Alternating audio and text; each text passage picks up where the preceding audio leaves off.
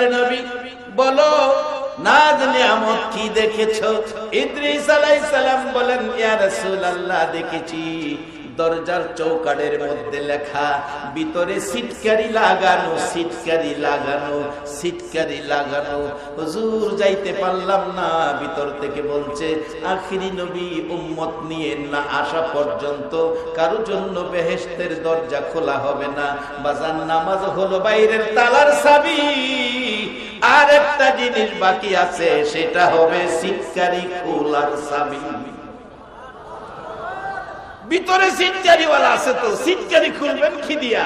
আসেন, আধা ঘন্টা সময় যাইলে আপনাদের কষ্ট হবে। আজকে তালার চাবি সিটকারি সব বের করে রইব ইনশাআল্লাহ। সবাই বলুন মারহাবা। নবী বলছে নামাজ বেহেশতের। এখন প্রশ্ন আসবে, নামাজ বেহেশতের চাবি, নামাজের এত দাম, এত গুরুত্ব কেন? বাজান গুরুত্ব কেন? আমার নবী এই নামাজ উম্মতের শিক্ষা দেওয়ার জন্য জীবনে বহু কষ্ট করেছে। মা আমেনা বলেন, পৃথিবীর মানুষেরা রে, কেন নামাজ বেহেশতের চাবি হবে না? আমার এতিম মুহাম্মদ যেদিন আমি আমেনার মক্কার এতিমখানায় তাশরীফ এনেছিলেন, যেদিন আমি আমেনার মক্কার এতিমখানায় তাশরীফ এনেছিলেন, আমি দেখেছি আমার এতিম মুহাম্মদ যখন ভূমিষ্ঠ হলো, আমার অন্ধকার ঘর ছিল, মন কই যেন আমার ঘরে উদিত সূর্য উদয় হইয়া গেছে। আমি আশ্চর্য হয়ে গেলাম, এমন সন্তানের মা আমি হলাম। আশ্চর্য হয়ে গেলাম, এমন ভাগ্য আমার হলো। ব্যথা নাই, দুঃখ নাই, কষ্ট নাই, আমি এমন এক সন্তানের মা। কিন্তু ভিতরে ভয় জাগলো, কোন কান্নাকাটির আওয়াজ শুনি না। মক্কার জমিনে হোক, মদিনার জমিনে হোক, সারা পৃথিবীর সন্তানেরা ভূমিষ্ঠ হওয়ার পর বলুন কান্নাকাটি করে কিনা? আমরা ভূমিষ্ঠ হয়ে কান্নাকাটি করছি কিনা? ওয়া ওয়া করে কাঁদছি। মক্কার সন্তানেরাও ওয়া ওয়া করে কাঁদতো। মা আমেনা বলেন, কিন্তু আমার সন্তান কাঁদে না, কান্নার আওয়াজ পায় না। ডাক্তারের থিওরি হলো, যেই বাচ্চা ভূমিষ্ঠ হয়ে কাঁদে না, হয়তো বাচ্চা হাবা হবে, না হয় বাচ্চা বুবা হবে। হাবা হবে, না হয় বুবা হবে। মা আমেনা বলেন, আমার বাচ্চা কাঁদে না, তাকায়া দেখি আমার এতিম সেজদায় পড়ে আছে। আমার আল্লাহ বলেন, বন্ধু দুনিয়াতে যাইয়া সেজদায় পড়ে আছো, এই সেজদার আমল যার মধ্যে থাকবে, আমি আল্লাহ তার পক্ষে চলে যাব। আমার নবী দুনিয়াতে আয়েশা সেজদা অবস্থায় পড়ে আছে। মা আমেনা বলেন, অন্যান্য বাচ্চাগুলি উলঙ্গ থাকে। ও পৃথিবীর মানুষেরা, আমি তাকে দেখি আমার এতিমের পরনে জান্নাতি সুন্দর পোশাক দেখা যায়। কান্নার আওয়াজ পাই না। আস্তে আস্তে আমার বাবার মুখের কাছে কানটা নিলাম। পৃথিবীর মানুষেরা রে, মুখের কাছে কানটা নিয়ে শুনি, আমার এতিম কান্দে ওয়া ওয়া করে নয়, বাবা হারা হইয়া দুনিয়াতে আসছে, বাবার জন্য নয়।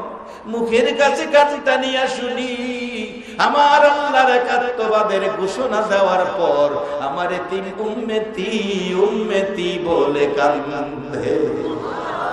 আমার আল্লাহ বলেন, বন্ধু গো, দুনিয়ায় যাইয়া যে সেজদায় পড়ে কাঁদছো, এই সেজদার আমলটা আমার কাছে পছন্দ হয়ে গেছে। এই যে আমলের মধ্যে এই সেজদা থাকবে গো বন্ধু, আমি আল্লাহ বিনা হিসাবে জান্নাতে ঢুকাইয়া দিব। বাবারা, শুধু তাই নয়, আমার নবী মক্কার জমিনে এই নামাজ বেহেশতের চাবি উম্মতের শিক্ষা দেওয়ার জন্য জীবনে কত কষ্ট করেছে। নামাজরত আমার নবী দাঁড়িয়ে আছে, নামাজরত আমার নবী দাঁড়িয়ে আছে। আবু জাহেল কোত্থেকে জেনে এসে নবীজির গলা মোবারকের উপর চাদরের ফাঁস লাগাইয়া দুই দিক থেকে টানতেছে। নবীজির জিহ্বা মোবারক বেরিয়ে গেছে, চোখ দুইটা যেন খুলে পড়ে যাবে। এই অবস্থায় হয়ে গেলে আমার নবী ডাকে, চাচা কুন্দু সে গো আমারে কষ্ট দাও, ও চাচা তুমি না জানো আমার মা নাই বাবা, আমি আমার উম্মতের জান্নাতের চাবি নামাজ হাতে বুঝাইয়া দেওয়ার কৌশল শিক্ষা দিতেছিলাম। নবী কৌশল শিক্ষা দেয় নামাজ কেমনে পড়বেন। আমার আল্লাহ বলেন পৃথিবীর মানুষেরা রে, আমার নবী হলো জান্নাতি মানুষ বানানোর নমুনা, জান্নাতি মানুষ বানানোর কৌশল শিক্ষা দিবেন আমার নবী কিভাবে জান্নাতি হবে। কোরআন বলেছে লাকাদ কানা লাকুম ফি রাসূলিল্লাহি উসওয়াতুন হাসানা। যাই না ওদিকে লম্বা হয়ে যাবে।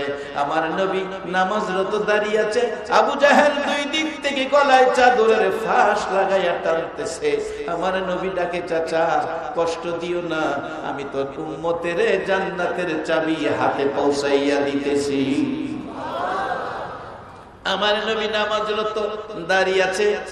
আরেকদিন আবু জাহেল এসে ডাকতেছে, ভাতিজা তোমার জীবনে যত প্রশ্ন করেছি সব প্রশ্নের জবাব নামাজের মাধ্যমে দিয়েছো।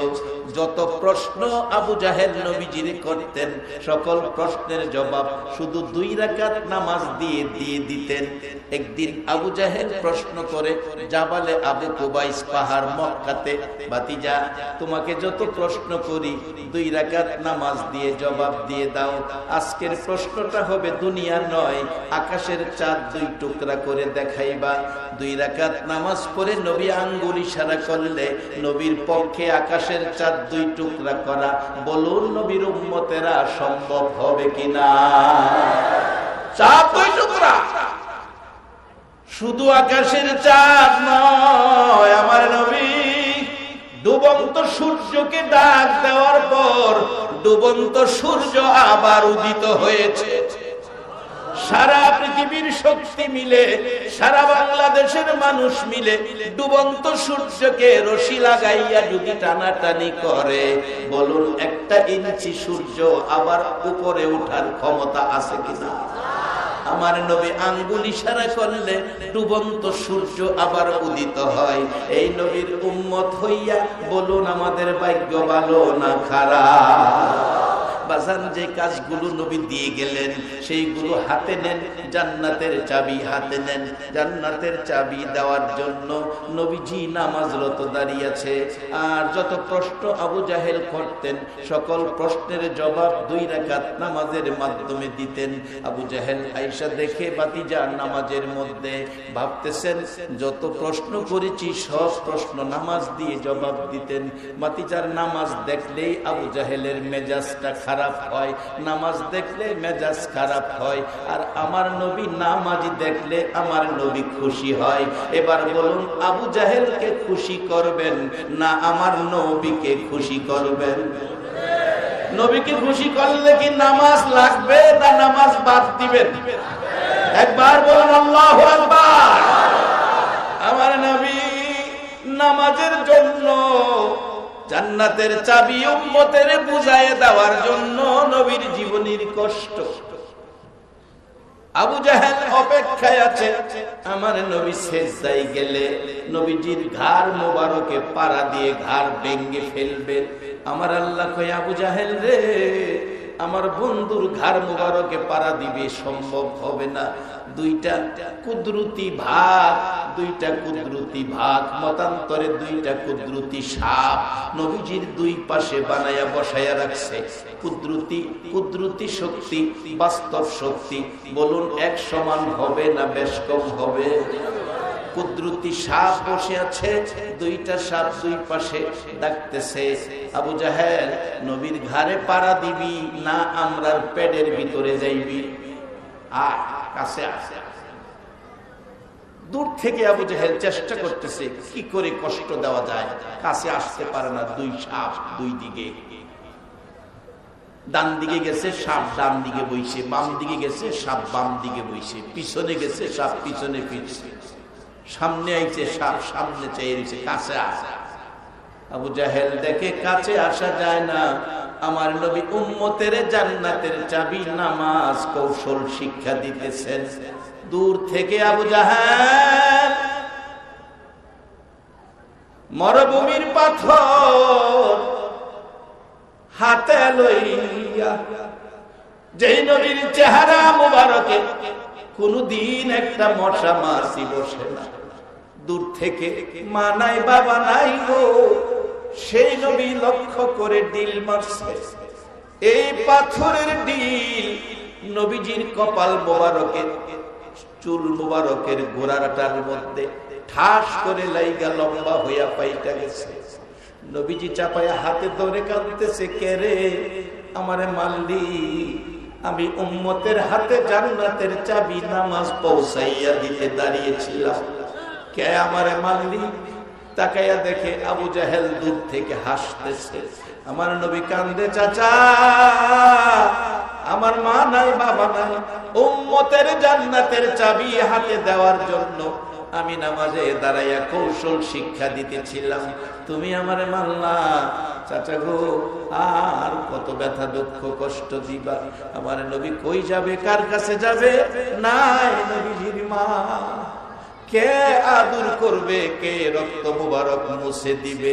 আমার নবী কানতে কানতে একেবারে নির্জন নিরিবিলি জংলাই, বাবলা কাটার জংলার ভিতরে যাইয়া কান্দে, মাবুদ যত ব্যথা যত কষ্ট দুঃখ আসে না কেন, আমি আমার উম্মতের হাতে জান্নাতের চাবি রাইখা যাইব।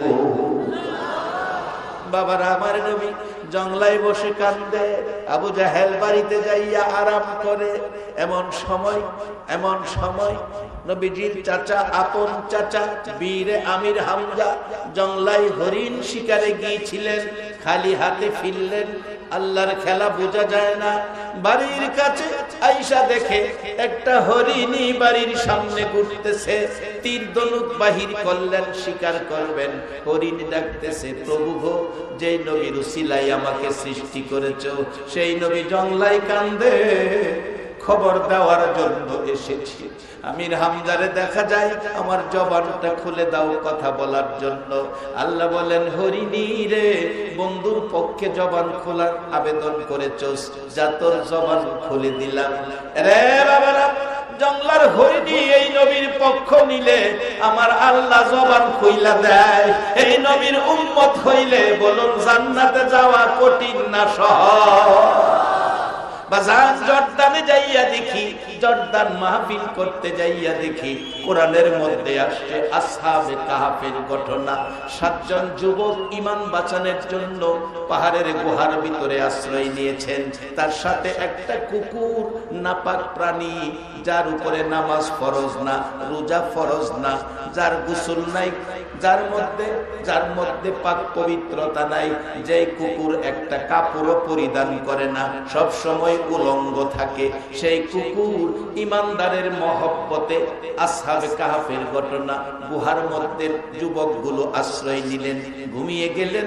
গুহার মুখে কুকুর বসে বসে পাহারা দিতেন। ওই মসজিদে মাগরিবের নামাজ পড়ে জর্দানিকে বললাম, ঘটনাটা কোরআনে আসছে, একটু বাস্তবে দেখব। গেটটা খুলে দিল, ভিতরে ঢুকলাম, মিটি মিটি বাতি জ্বলে ডিম লাইটের মতো। জর্দানি দেখাইলেন, এখানে 2 জন যুবক ঘুমিয়েছে, এখানে 2 জন, 4-5 হাত ভিতরে 3 জন, মোট 7 জন যুবক ঘুমিয়েছে। কুকুরটা ইমানদারের মহব্বতে এই সাথে হইয়া গুহার মুখে পাহারা দিত। কুকুর নাই, কুকুর মরে গেছে। রে বাবারা, কোরআনের মধ্যে আসছে ওই 7 জন ইমানদার যুবকের পাশে, যুবকের পক্ষে নাপাক প্রাণী কুকুর যাওয়ার কারণে আল্লাহ কোরআনে তাকে কিতমির বানাইয়া, কিতমির নাম লাগাইয়া 7 জন যুবকের সাথে কুকুরকেও বেহেশতি ঘোষণা করে দিয়েছে। কুকুরকে যদি আমার আল্লাহ বেহেশতি ঘোষণা করে ইমানদারের যুবক ইমানদারের পক্ষে যাওয়ার কারণে, আর আজকে যারা কোরআন সুন্নাহর পক্ষে আখিরি নবীর উম্মত হইয়া ঘরবাড়ি বিছনা ছেড়ে মাহফিলে বসে আছেন, বলুন আমার আল্লাহ কি আপনাদেরকে জান্নাতি ঘোষণা দিতে পারে না? রে বাবারা, ভাইরা, আসুন আমার নবী উম্মতের দাম ইজ্জত সম্মান অনেক বেশি রে বাবা, এই ইজ্জত সম্মান অনেক বেশি। বলতেছিলাম আবু জাহেল আমার নবীর মাথা ফাটাইয়া দিলে, রক্ত মোবারক লাল হয়ে গেছে সারা চেহারা, জংলায় বসে কান্দে। হরিণী আইসা ডাকতেছে, একটা কুকুরের চাইতে হরিণের দাম বেশি হবে না কম হবে? হরিণী ডাকতেছে, মাবুদ রে জবান খুলে দাও, তোমার বন্ধুর পক্ষে কথা বলবো। আমার আল্লাহ কয়, যার প্রেমে সব বানাইলাম বন্ধুর পক্ষে যাবি, যা যা জবান খুলি দিলাম। হরিণী ডাকে, রে আমির হামজা আমারে মারিস না, আমারে মারার আগে তোরে তিন ভাতিজার খবর শুনাল। আমির হামজা আশ্চর্য হয়ে গেলেন, হরিণ মানুষের মতো কথা বলতেছে, ডাকতেছে, এরে হরিণী কি বলবি, আমার ভাতিজার খবর বল। ডাকতেছে হরিণী, চোখের পানি পড়ে, আমির হামজা রে তোর ভাতিজার মা নাই বাবা নাই, আবু জাহেল মারছে। আজকে যদি মা বাবা থাকতো রে আমির হামজা, মা বাবা দুয়ে মুছে পরিষ্কার করে আদর করে ঘরে নিয়ে আসতো।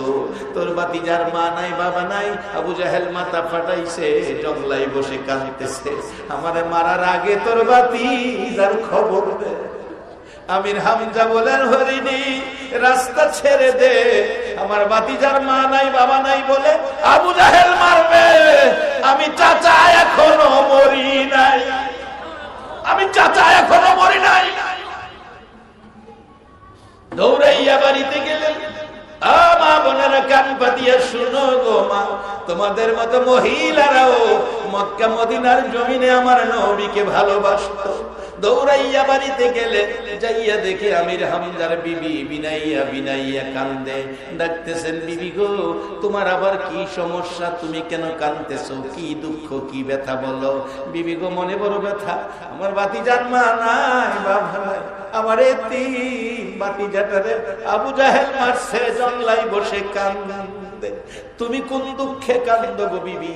বিবি গলায় ধরে ডাকতেছে, স্বামী গো আমি তো এতিম ভাতিজার ব্যথায় কান্দি, অনুরোধ করি আমার ভাতিজারে আবু জাহেল মারছে, তার প্রতিশোধ নিতে হবে, তোমার ভাতিজারে বাড়িতে আইনা আমার কাছে দিতে হবে।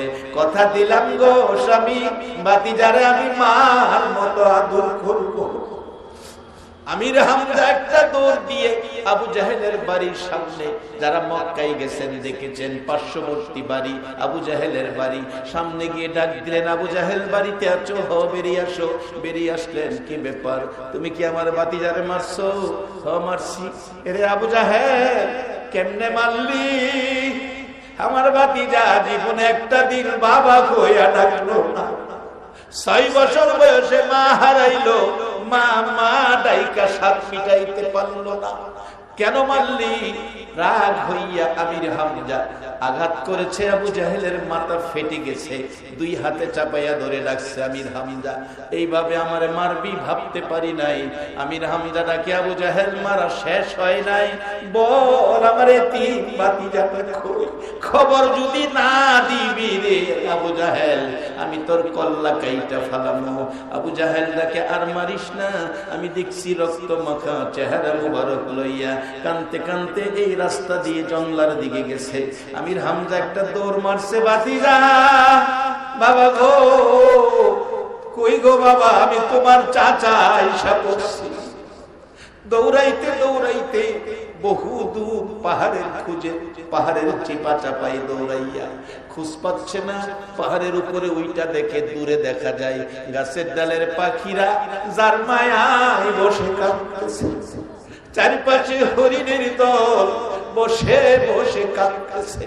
আমির হামজা দৌড়াইয়া যাইয়া দেখে আমার নবী বসে বসে কাঁদতেছে, পিছনে যাইয়া যাইয়া ধরে চিৎকার মারছে, বাবা বাবা গো কান্দো না, আমি তোমার চাচা আইছি। চাচার শরীরে বাবার গন্ধ থাকে। আমার নবী একটা চিৎকার মারছে, চাচা চাচা গো, আমি আমার উম্মতের জান্নাতের চাবি নামাজ শিক্ষা দিতেছিলাম, এই অবস্থায় বিনা অপরাধে আবু জাহেল আমারে মারছে গো চাচা। আমার নবী বলেন, ভাতিজা কান্দো না, আবু জাহেলের মাথা ফাটাইছি, আসো বাড়িতে যাই। আমার নবী বসার থেকে উঠাইলেন। আমার নবী দেখাইতেছে, চাচা এই জায়গাটার মধ্যে মারছে, সমস্ত চেহারা মোবারক রক্ত শুকাইয়া লাল লাল হয়ে রয়েছে। গোড়ার পৃষ্ঠে উঠাইয়া গোড়াকে চাবুক মারলেন, এক দৌড়ে বাড়িতে পৌঁছে গেলেন। আমির হামজার বিবি দাঁড়িয়ে আছে, বাতিজা আসবে, কাছাকাছি গেলে দুইটা হাত বাড়ায় ডাকে, বাতিজা আয়, আমি তোর মার মতো আদর করব। আমার নবী চিৎকার মারছে, চাচি 6 বছর বয়সে মা হারাইলাম গো, মার আদর পাই নাই। গোড়ার থেকে নামাইয়া রুমাল ভিজাইয়া ভিজাইয়া চোখের মুড়িতে কপালে গাল মোবারকে রক্ত মোবারক শুকাইয়াছে, ভিজাইয়া ভিজাইয়া পরিষ্কার করলে এই পাথরের আঘাতের দাগ বেশি গেছে। আমার নবী বলেন, চাচি এই জায়গাটায় আস্তে আস্তে আস্তে মুইছো, বড় ব্যথা পাইব চাচি। আমার নবীর চাচিটাকে ভাবা, এই জায়গায় আবু জাহেল মারছে, কি অপরাধ করেছিল গো বাবা? চাচি কোনো অপরাধ করি নাই, উম্মতের জান্নাতের চাবির কৌশল শিক্ষা দিতেছিলাম। আমার আল্লাহ বলার বন্ধু গো, আমির হামজার বিবির সাক্ষী বানাইলাম, যেই নামাজে আবু জাহেলের পাথরের ডিল খাইয়া মাথা মোবারক ফাটছে গো নবী। তোমার এই কষ্ট ব্যথা দুঃখের কথা কিয়ামত পর্যন্ত তোমার উম্মতের কানে কানে পৌঁছাবো। এই ব্যথাই ব্যতীত হইয়া যারা নামাজে দাঁড়ায় যাবে গো বন্ধু, আমি আল্লাহ বিনা হিসাবে জান্নাতে ঢুকাইয়া দিব।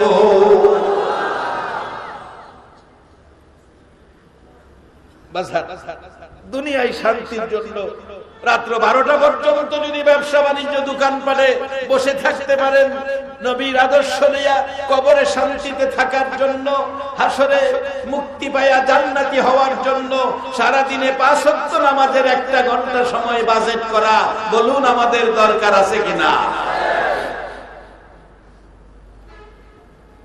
আসেন, নামাজ বেহেশতের চাবি বলেছে আখিরি নবী। নামাজ বেহেশতের চাবি বলেছে কে? আখিরি নবী। আসসালাতু মিফতাহুল জান্নাহ, নামাজ বেহেশতের চাবি। বাজান, এবার বেহেশতের চাবি নামাজ পেয়ে গেলে বলবেন, হুজুর সিটকারির কথা কইলেন, সিটকারি কোনটা?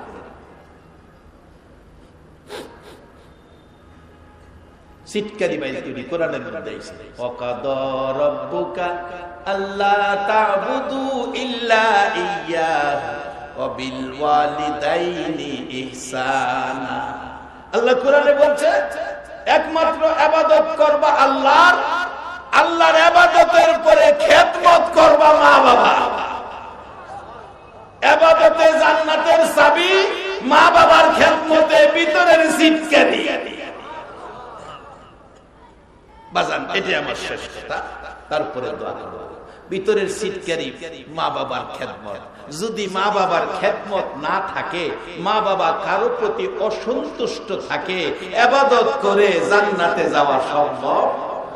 ওই দিন একটা ছোট্ট বাচ্চা গজল গাইতেছে, জান্নাতের চেয়ে দামি আমার মা, মা গো জান্নাতের চেয়ে দামি আমার মা। কি কথাটা কি বাস্তব? কথাটা কি সত্য? কথাটা কি আমার নবীর পক্ষে? কথাটা কি আছে? নবী বলেছে মায়ের পায়ের নিচে সন্তানের, কয় না মায়ের পায়ের নিচে সন্তানের। সেই জন্যই তো বাচ্চা গজলের মধ্যে জানছে, জান্নাতের চেয়ে দামি আমার মা, মা গো জান্নাতের চেয়ে দামি আমার মা। মায়ের পায়ের নিচে যদি জান্নাত হয়, তাহলে জান্নাতের চেয়েও দামি হবে আমার মা। আর বর্তমান সময়ে সে মার মূল্য নাই। বাবার আধাকানি জমি বিক্রি করে সন্তান বিদেশ পাঠাইতেছে, আর হ্যাঁ অ্যাকাউন্ট করে গেছে স্ত্রীর নামে। বাবাই জমি বিক্রি করে বিদেশ পাঠায়, অ্যাকাউন্ট করে স্ত্রীর নামে। বলবেন হুজুর আপনি কেমনে জানেন? বাজান, আমি একদিন ব্যাংকে গেলাম, ইসলামী ব্যাংকে, ম্যানেজারের কাছ থেকে কাজ ছিল, যাই দেখি মহিলাদের জন্য ভিতরে ঢোকা যায়। জিজ্ঞেস করলাম, বন্ধু কি ব্যাপার, তোমার কি আজকে মহিলা দিবস নাকি? কয় না। এত মহিলা? হুজুর খবর রাখেন না, এখন তো বিদেশিদের অ্যাকাউন্ট সব মহিলাদের নামে, মহিলাদের নামে। এই দেখলাম আর কি মহিলাদের নামে অ্যাকাউন্ট। আরো বাস্তব, ডিসেম্বরের প্রথম দিকে নারায়ণগঞ্জ মাহফিলে যাচ্ছি, সন্ধ্যা 6:30-7:45 দিকে টেলিফোন আসলো, আমি গাড়ির মধ্যে রিসিভ করলাম। হ্যালো, কে বলছেন? হুজুর আমি ইটালি থেকে বলছি। কি ব্যাপার? হুজুর আপনার ওয়াজ বাস্তব, ইটালিতে ঘটনা ঘটছে, আমরা আপনাকে নিয়ে আলোচনা করছি। কি ঘটনা? একটা ছেলে অসুস্থ, তার বাড়ি বরিশাল বরগুনা, হসপিটালে নিলাম, নেওয়ার পর ছেলেটা হসপিটালে মারা গেছে ইটালি। অবশেষে তার ডায়েরি বই খুলে দেখলাম তার টাকা পয়সা যেই অ্যাকাউন্টে যায়, অ্যাকাউন্ট তার স্ত্রীর নামে। টেলিফোন করলাম, ধরলো স্ত্রী, বললাম তোমার স্বামী মারা গেছে, লাশ দেশে পাঠাইতে, হসপিটালতে বাহির করতে টাকার দরকার, টাকা দাও। স্ত্রী বলল মরা মানুষ দেশে আইনা লাভটা কি, এটা মাটি দিলে দাফন করলে মাটির সাথে মিশে যাবে, তাই মরা মানুষ আর মাটি এক কথাই, এই টাকা দিয়া এই দেশে আইনা কোনো লাভ আছে? যদি সিস্টেম থাকে এই দেশে মারি দেওয়া, ফাইসালা শেষ। হুজুর টেলিফোন করলাম ভাইয়ের কাছে, ভাই বোনদের নাম্বার পায়া ভাইয়েরা কান্দে, ও আমার ভাইয়ের বন্ধুরা, ভাইয়ের লাশটা দেশে পাঠাইয়া দাও, ভাইয়ের লাশটা দেশে পাঠাইয়া দাও, আমরা জীবনের শেষ দেখা বাইরে দেখব। বললেন ইটালি থেকে ওই লোকটা বলতেছেন তাহলে কিছু টাকা দরকার, লক্ষাধিক টাকা লাগবে। ভাই টাকা দিব কোত্থেকে? রোজগার করে বিবির নামে অ্যাকাউন্ট, টাকা সব বিবিকে দিত, আমাদেরকে টাকা দেয় না, কোত্থেকে দিব? অনুরোধ করি রে, ভাইয়ের লাশটা দেশে পাঠাও, আমরা মন ভরে ভাইকে দেখবো। টাকা দেওয়ার ক্ষমতা নাই। বলছে হুজুর ডায়েরির মধ্যে নাম্বার পাইলাম, মা লেখা, মার নাম্বারে টেলিফোন করলে মা টেলিফোন রিসিভ করেছে, শোনা যায় মা কাঁদতেছে, মা কাঁদতেছে। বললাম মা গো আমি ইটালি থেকে বলছি, কাঁদতেছেন কেন? মা জবাব দিচ্ছে বাবা আমারও একটা ছেলে ইটালি থাকে, আমারও একটা ছেলে ইটালি থাকে, কাঁদতেছি রে বাবা, কেন জানি আজকে সকাল থেকে আমি মার কলিজা আগুন জ্বলতেছে। বলুন সন্তানের যদি বিপদ হয় পৃথিবীর কেউ জানে না, আগে জানে কে?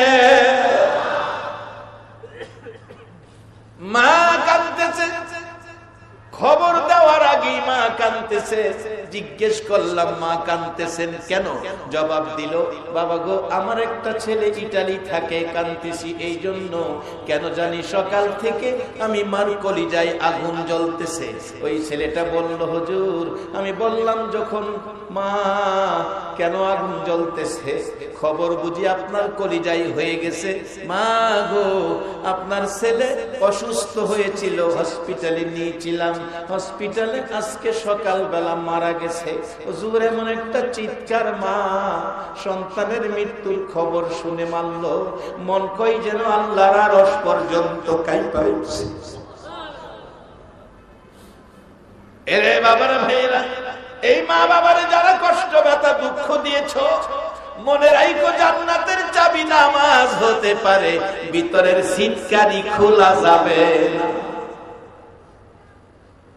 আল্লাহ বলছে রবের ইবাদতের পরে মা বাবার খেদমতের কথা কোরআনে বলছে, হাদিস শরীফে রাসূল বলছে, অনেক গুরুত্ব আলোচনা। যাই না ওদিকে গেল, আমি এখন দোয়া করব। বাজান সব ঠিক আছে, মা বাবার সাথে ব্যবহার ভালো না, এই ব্যক্তির আমল বরবাদ হয়ে গেছে, সব নষ্ট হয়ে গেছে।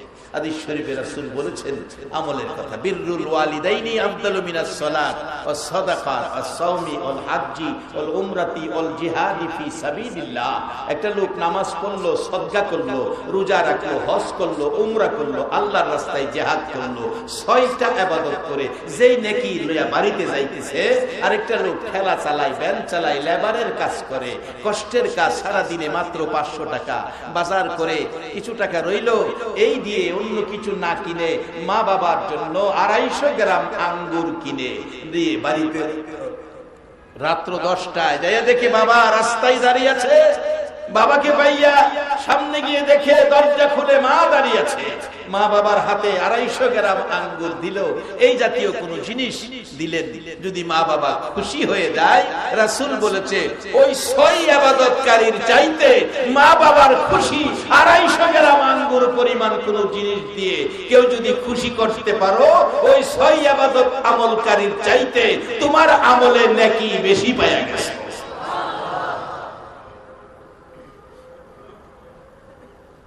বাজার নামাজ বেহেশতের চাবি, সিটকারি হলো মা বাবা।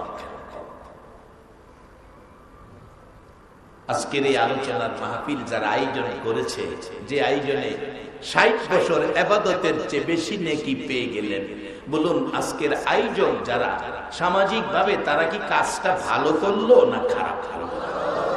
এমন ব্যক্তিদ্বয়ের জন্য দোয়া করা দরকার আছে না? আমরা দোয়া করব এই মাহফিল কমিটির জন্য, তারা যেন প্রত্যেক বছর এমন একটা মাহফিল উপহার দেয়। বাবারে, তোমাদের মাহফিল থেকে একটা মানুষ যদি নামাজি হয়ে যায়, তোমাদের বংশের জন্য নাজাতের উসিলা হয়ে যাবে।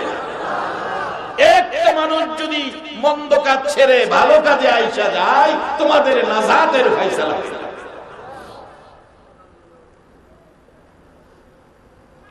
দোয়া করি আল্লাহ তাদেরকে এই মাহফিল প্রত্যেক বছর করার তৌফিক দেয়। বাজার নামাজ বেহেশতের চাবি। নবী বলেছেন বেহেশতের মালিক আল্লাহ। নবী যা কয় আমার আল্লাহ তাই মাইনা নেয়। এখন এই নবীর কথা যদি আমরা মানি, আল্লাহও আমাদের কথা কি মানবে কিনা? বিশ্বাস হয় না? তাহলে কোরআন বলছে ওয়াইজা সাআলাকা ইবাদি আন্নী ফাইন্নী করিব উজিবু দাওয়াতাদ দাই ইযা দান ফালইস্তাজিবু লি ওয়ালিউমিনু বি লাআল্লাহুম ইয়ারশুদুন। নবী গো, আমার বান্দারা আমার কথা জিগায়, আপনি বলে দেন আমি তাদের নিকটে আছি। শুধু নিকটে থাকি না, উজিবু দাওয়াতাদ দাই ইযা দান, কোন দাবি দাওয়া, কোন চাওয়া পাওয়া যদি বান্দা আমার কাছে করে, রে বন্ধু কথা দিলাম, ফালিয়াস্তাজিবু লি ওয়ালিউমিনু বি লাআল্লাহুম ইয়ারশুদুন, সব দাবি দাওয়া আমি পরিশোধ করে দেব। সেই নবীর উম্মত হইয়া আল্লাহর সাথে গভীর সম্পর্ক রাখা, এই রাস্তায় থাকা, বলুন দরকার আছে কিনা?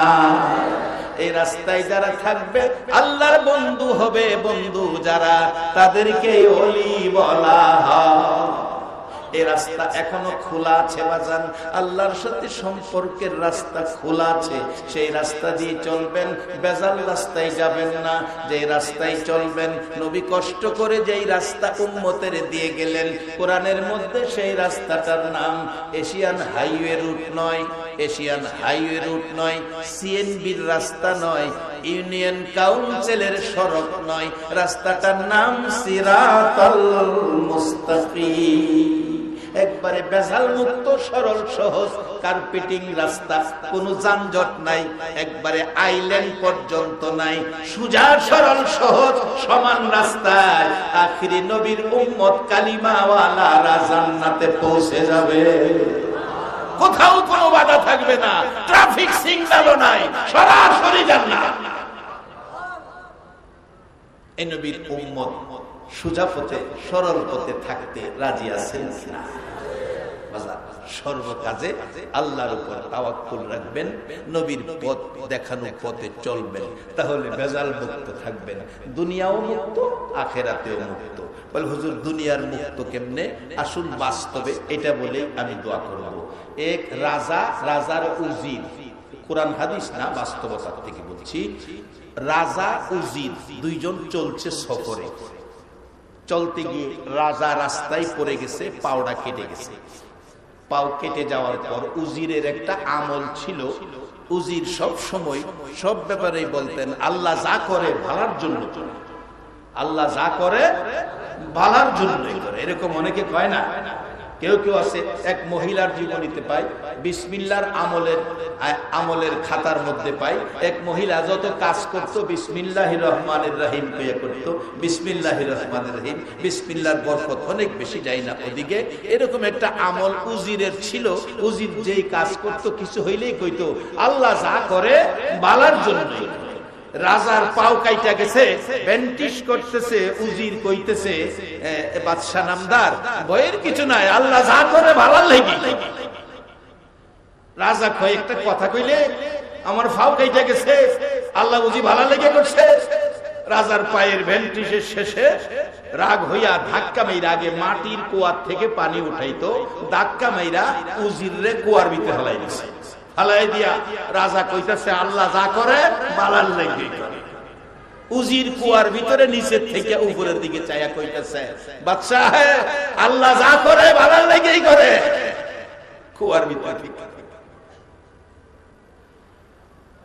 কুয়ার ভিতরে উজির রাজা যাইতেছে গা, যাইতে যাইতে যাইতে যাইতে আরেক রাজার রাজত্বে ঢুকলো। ওই রাজার রাজত্বে ঢুকার পর ওই রাজার আইন ছিল রাত্র 10টার পরে যদি কেউ আমার রাজত্বের ভিতরে ঢুকে তাকে ফাঁসি কাষ্টে দিয়া মারা হবে, বিচার আইন করে দিলেন। এই বাউন্ডারির ভিতরে কেউ আর যায় না 10টার পরে। রাজা তো আর জানে না, ওই রাজার রাজত্বের ভিতরে ঢুকে গেছে। ধরছে, ধৈরা রাজার দরবারে নিয়ে গেলেন। এই লোক রাত 10টার পরে ঢুকছে, তাকে রাখো, সকালবেলা তাকে ফাঁসি দেওয়া হবে। ফাঁসি দেওয়ার আগে তাকে গোসল দিবে, একজন আলেম আছেন, হুজুর আছেন, তাকে তওবা পড়াবেন, তাকে কালিমা পড়াবেন। এগুলি পড়াইতে নিছে, দেখে তার পায়ের মধ্যে ব্যান্টিশ। হুজুর বলছে বাদশাহ যাকে ফাঁসি দেওয়ার জন্য আমার কাছে পাঠাইছেন, কালিমা পড়াবো, তওবা পড়াবো, আইনে তো আছে অসুস্থ ব্যক্তিকে ফাঁসি দেওয়া যায় না, অসুস্থ ব্যক্তিকে ফাঁসি দেওয়া যায় না। যাকে পাঠাইছেন লোকটা তো অসুস্থ, তার পায়ে ব্যান্ডিজ, তাহলে কি করা? তাকে মুক্ত করে দিতে হবে। ঠিক আছে, তাকে মুক্ত করে দাও। পায়ে ব্যান্ডিজ থাকার কারণে বাইসা গেল, দৌড়ে যাইতেছে। উজির যে কইছে আল্লাহ যা করে ভালোর লাগেই করে, আজকে ব্যান্ডিজ থাকাতে তো আমি বাইসা গেলাম, তা তো আল্লাহ ভালোর লাগেই করছে। দৌড়ে গেছে, কুয়ার পারে যায় দেখে উজির কুয়ার ভিতরে, পারে যায় ডাহে হাত উপরে দিছে। বাদশা নিচে হাত দিছে, তাই না উঠাইছে, উঠাইয়া খায়, দেখ তুই যে কইছস আল্লাহ যা করে ভালোর লাগেই করে। ফাই ব্যান্টিশটা করার সময় এই ব্যান্টিশ থাকার কারণে গলায় ফাঁসি আসছিল, আমারে ছাইরা দিছে, বাইসা গেছি। তোর কত রাই? আল্লাহ যা করে কয় না, কয় না, আল্লাহ যা করে। এবার বাদশা বলতেছে উজির তোরে কুয়ার ভিতরে ফালাইলাম, কুয়ার ভিতরে ফালাইলাম, তুই কুয়ার ভিতরে থাইকা কইতাছস আল্লাহ যা করে ভালোর লাগি করে, তুই কি বুঝা কইলে? উজির কয় বাদশা আপনার সাথে তো আমিও যাইতাম, আমার যদি কুয়ায় না ফালাইতেন আপনার সাথে আমিও যাইতাম। ঘুমায় গেছেন আপনারা? আমি তো আপনার সফর সঙ্গী, আমিও তো আপনার সাথে যাইতাম, কিন্তু আপনি অসুস্থ বিদায় ছাইরা দিছে, আমি তো সুস্থ ছিলাম। যদি কুয়ায় না ফালাইতেন এই ফাঁসি আমার গলায় হতো। এই জন্য বলছিলাম আল্লাহ যা করে। আমরা সেই জাতি, জীবনের দুঃখ কষ্ট যা আসবে আমরা মেনে নিব এই শর্তে আল্লাহ যা করে বলার জন্য করে। কিন্তু আমরা বুঝতে ভুল করি, বুঝি না। অনেক সময় কেউ কেউ বলে জীবনে একটা পাপ করি না, আল্লাহ যে কেন বিপদ দিল। এই বলে জানি না কোনো পাপ করে না, আল্লাহ যে কেন বিপদ দিল। প্রথম নম্বরে হ্যাঁ নামাজ ওই করে। আজকে আপনারা যারা এই দুই দাবির উপর বসে আছেন, যদি পরিষ্কার নিয়তে বসতে পারেন, ইমাম হুসাইন এই চাঁদে কারবালার জমিনে নানা নানা কইয়া কানতে কানতে জীবন দিয়েছে, সত্যের পতাকা উড়িয়েছে, নবীর আদর্শ পৃথিবীতে বাস্তবায়ন করেছে, ইসলামকে তাজা করেছে। হুসাইনের রক্ত দেওয়ার পর পৃথিবীর মুসলমান একটা শব্দ উচ্চারণ করে, ইসলাম জিন্দা হোতা হে হর কারবালা কি বাত। যে হুসাইনের রক্ত ইসলাম তাজা করে দিয়েছে, ইসলাম জিন্দা করে শক্তিশালী করে দিয়েছে। যে হুসাইন নবীজির এত আদরের ছিলেন, নবীজি সবসময় বলতেন হুসাইন তুমি আমার, আমি তোমার, তোমাকে যে কষ্ট দেয় সেই জন্য আমি রাসূলকে কষ্ট দেয়। তোমাকে যে ভালোবাসে সেই যেন আমি রাসূলের ভালোবাসা পেয়ে যাই। আজকে সেই হুসাইন এই মুহররমের চাঁদে নির্মম ভাবে জীবন দিয়েছে। এই আওলাদে রাসূল, নবীর আদরের নাতি, নবীর বংশ, নবীর পক্ষের মেহমান হুসাইনের পক্ষে আমরা যদি সময় দিতে পারি, আল্লাহ পাক অবশ্যই আমাদের দুইটা দাবি পুরা করবে। আওলাদে রাসূলের পক্ষে গেলে আপনার দাবি পুরা হওয়া যে কত সহজ, আসুন বাস্তবতায় যাই। ইরাকের একটি ঘটনা, আব্দুল্লাহ নামের একটা মুসলমান গরিব, তার কাজ ছিল জুতা সেলাই করত।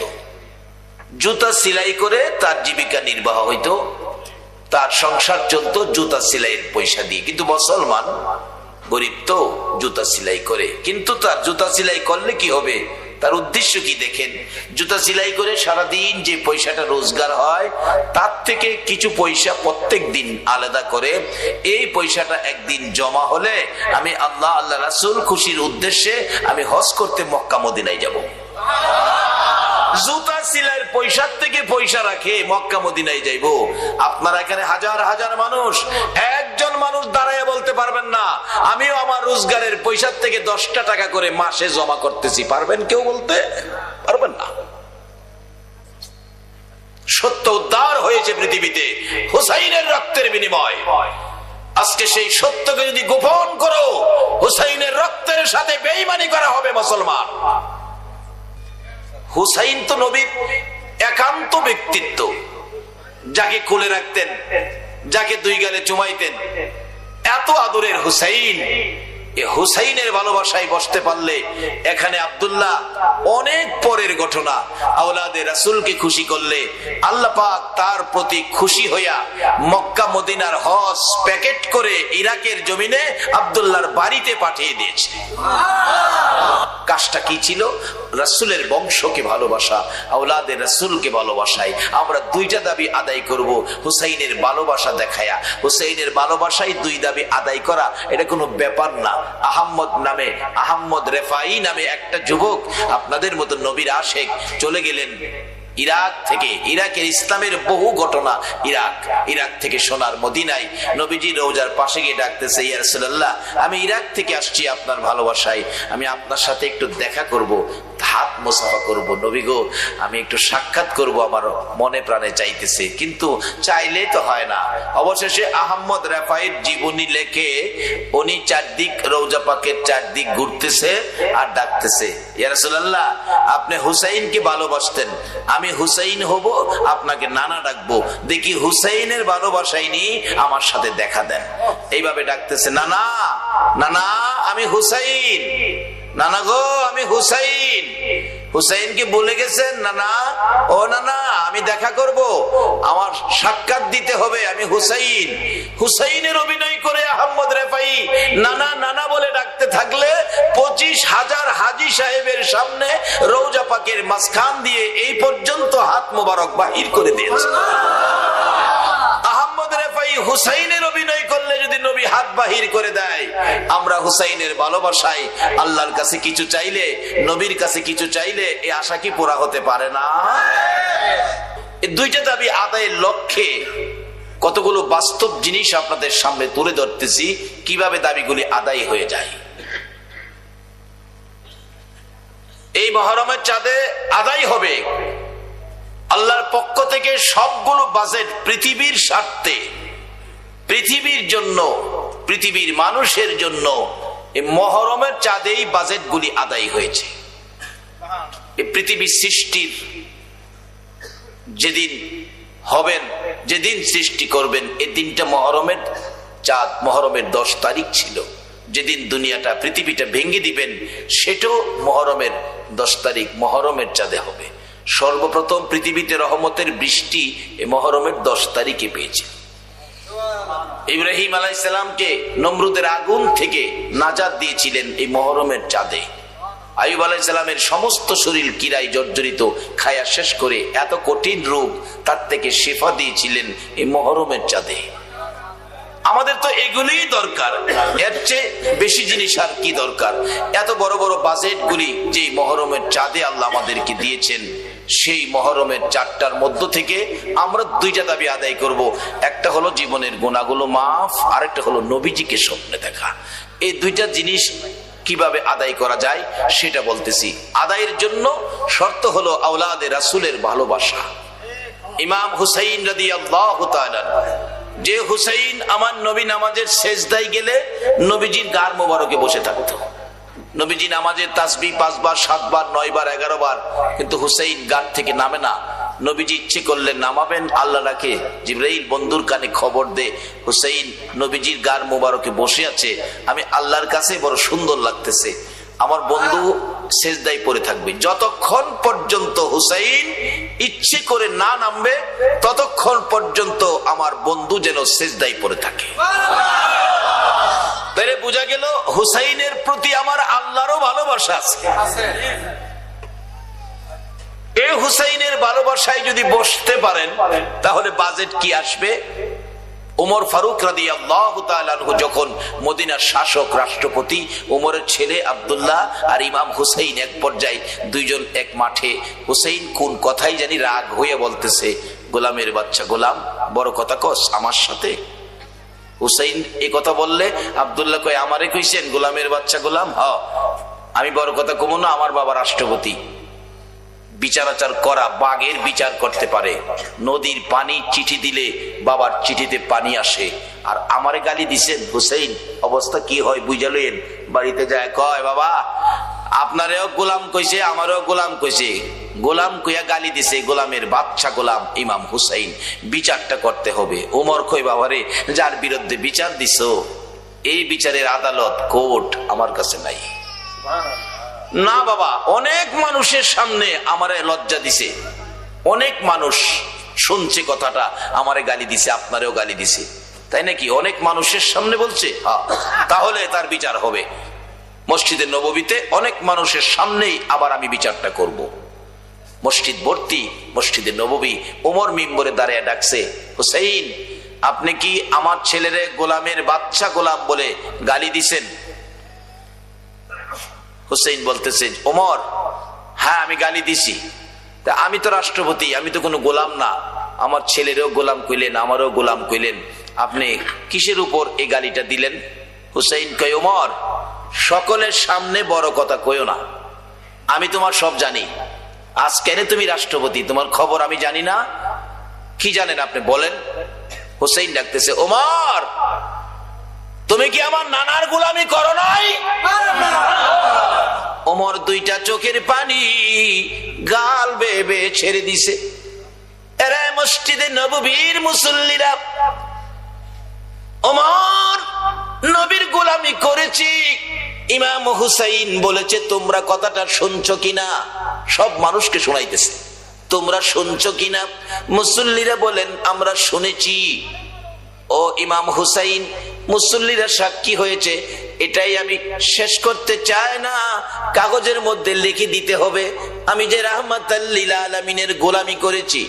ইমাম হুসাইন কাগজের মধ্যে লিখে দিলেন আমার নানার গোলামি করেছে বিদায় আমি গালি দিয়েছি। ইমাম হুসাইন কাগজটুকু লইয়া একজন মুসল্লি হাঁটতে হাঁটতে আসতেছে, ওমরের কাছে পৌঁছলে মিম্বরে দাঁড়াইয়া ওমর হুসাইনের লেখা কাগজটুকু মুসল্লিদের উদ্দেশ্যে তুলে ধরে ডাকতেছেন, মসজিদে নববীর মুসল্লিরা গো, এই যে দেখো কাগজটায় কি লিখেছে।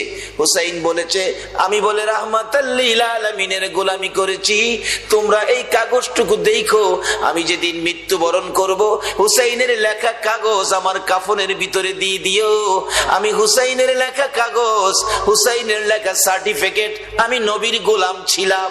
আল্লাহু আকবার বলো।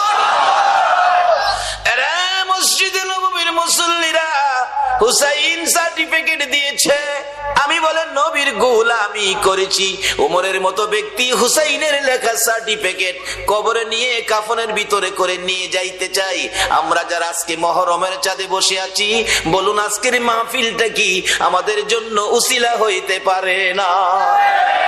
ওমর কাগজটুকু লইয়া মসজিদে নববীর মিম্বরে দাঁড়াইয়া ডাকে, কাগজ দেখাইয়া দেখাইয়া ডাকতেছে, নবীজির গোলামের কোনো চিন্তা নাই, চলো নবীজির জান্নাত মদিনাতে যাই। বলুন, চলো নবীজির জান্নাতে মদিনাতে যাই। নবীজির গোলামের, নবীজির গোলামের কোনো চিন্তা নাই। চলো নবীজির জান্নাতে মদিনাতে যাই। চলো নবীজির জান্নাতে মদিনাতে যাই। উমর ডাকতেছে, আরে মসজিদে নববীর মুসল্লিরা, আমি ওমর আর ভয় করি না। আমার মৃত্যু হয়ে গেলে কাগজটুকুন কাফনের ভিতরে আমার হাতের মধ্যে দিয়ে দিও। হাসর মিজান ফুলসিরাত কবর থেকে শুরু করে কোথাও যদি আমার বিপদ হয়, আমার কোনো আমল যদি কবুল না হয় রে, হুসাইন সার্টিফিকেট দিয়েছে নবীর গোলামি করেছি, হুসাইনের হাতের লেখা এই সার্টিফিকেট দেখাইয়া নবীর গোলাম হিসাবে আমি ওমর পার হইয়া যাইব। ওমরের মতো ব্যক্তি যদি হুসাইনের লেখা কাগজ উসিলা বানাইয়া নিতে পারে, আজকের মাহফিলের আয়োজন যারা করেছে, আপনারা যারা মাহফিলে বসে আছেন, আমাদের এই আয়োজন, এই মাহফিল কি উসিলা হতে পারে না? বাবা আসুন, এই উসিলাতেই আমরা দাবিটা আদায় করব। কিন্তু দাবি আদায় হবে কার? এই ব্যক্তি কারা? সেদিকে আলোচনায় যাচ্ছি। আমি পবিত্র কোরআন শরীফ থেকে, হাদিস শরীফ থেকে যা তেলাওয়াত করেছি, আল্লাহ যেটুকুন তৌফিক দিবেন আমি সেটুকুন আলোচনা করব। আসুন আলোচনায় চলে যাই। ইসলামে ঢোকার জন্য পরামর্শ দিলেন আল্লাহ। কোরআনের নির্দেশ হলো ইসলামে ঢুকতে হবে। ইসলামে যারা ঢুকেছে তাদের মধ্য থেকে যাদের মৃত্যুবরণ হয়েছে, আল্লাহ তাদের উদ্দেশ্যে কোরআন শরীফে ওয়াজ করেছে। ওয়াজটা কি? ওয়ালা তাকুলু লিমান ইউকতালু ফি সাবিলিল্লাহি আমওয়াত। আল্লাহ বলেন, আমার রাস্তায় যাদের মৃত্যুবরণ হয়েছে তোমরা তাদেরকে মৃত কইও না, তারা জীবিত। কোরআন শরীফের আরেক জায়গায় বলছে, বাল আহিয়াউন ইনদা রাব্বিহিম ইরযাকুন। তোমরা যেমন দুনিয়ায় থেকে খাইতেছো, আমিও তাদের, আমার রাস্তায় যাদের মৃত্যু হয়েছে তাদেরকে কবর আমি খাওয়াইতেছি। নবীর পক্ষে মৃত্যুবরণ করলে আল্লাহর রাস্তায় মৃত্যু হয়, এটার বাস্তবতায় চলুন আমরা একটু উহুদের জমিনে যাই। উহুদের জমিনে যুদ্ধ,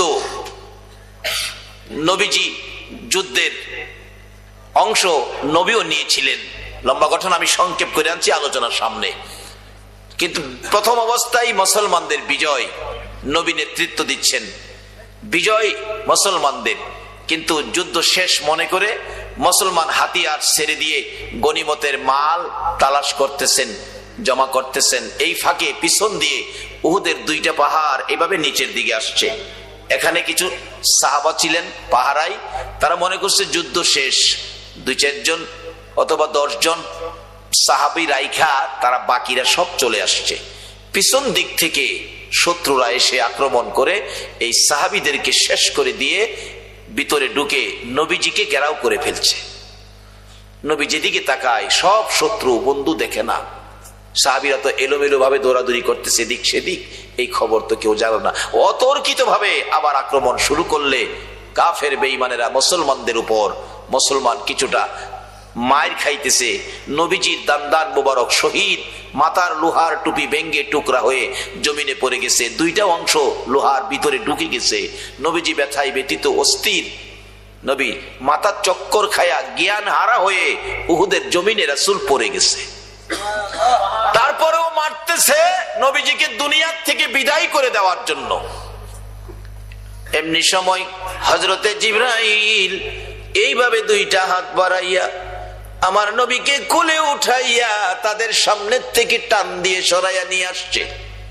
উহুদ পাহাড়ের মাঝামাঝি নিয়ে গেছে, নিচ থেকে দেখা যায় না এমন একটা জায়গায় জিবরাইল আমার আপনার নবীকে নিয়ে ডাকতেছে, রে উহুদের পাথর, উহুদের পাহাড় দেখ, যেই নবী না হইলে তোরা হতে না, আমি হতাম না, কুল কায়নাত হতো না।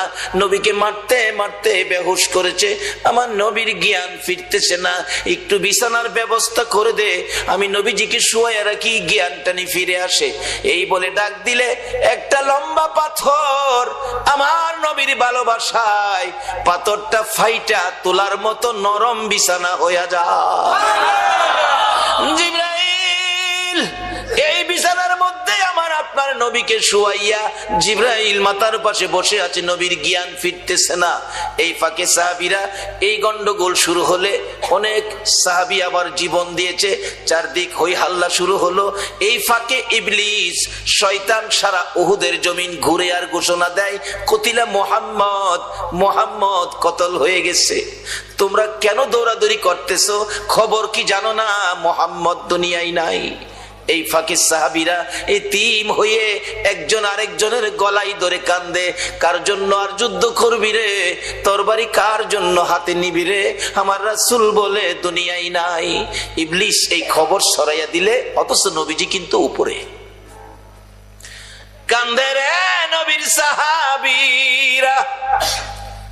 এই ফাঁকে সাহাবীরা পাগল পাগল হইয়া ঘুরতেছে, ঘুরতে ঘুরতে কেউ কেউ মদিনার অলিতে গলিতে, মদিনার শহরে, শহর থেকে উহুদের পাহাড় বেশ কিছু দূরে, শহরের মধ্যে যাইয়া অলিতে গলিতে দৌড়ায় আর খবর দেয়, মদিনার মহিলারা গো, ও মদিনার যুবকেরা, মদিনার সাহাবীরা, মদিনার ব্যবসায়ীরা, রাসূল বলে উহুদের জমিনে নাই।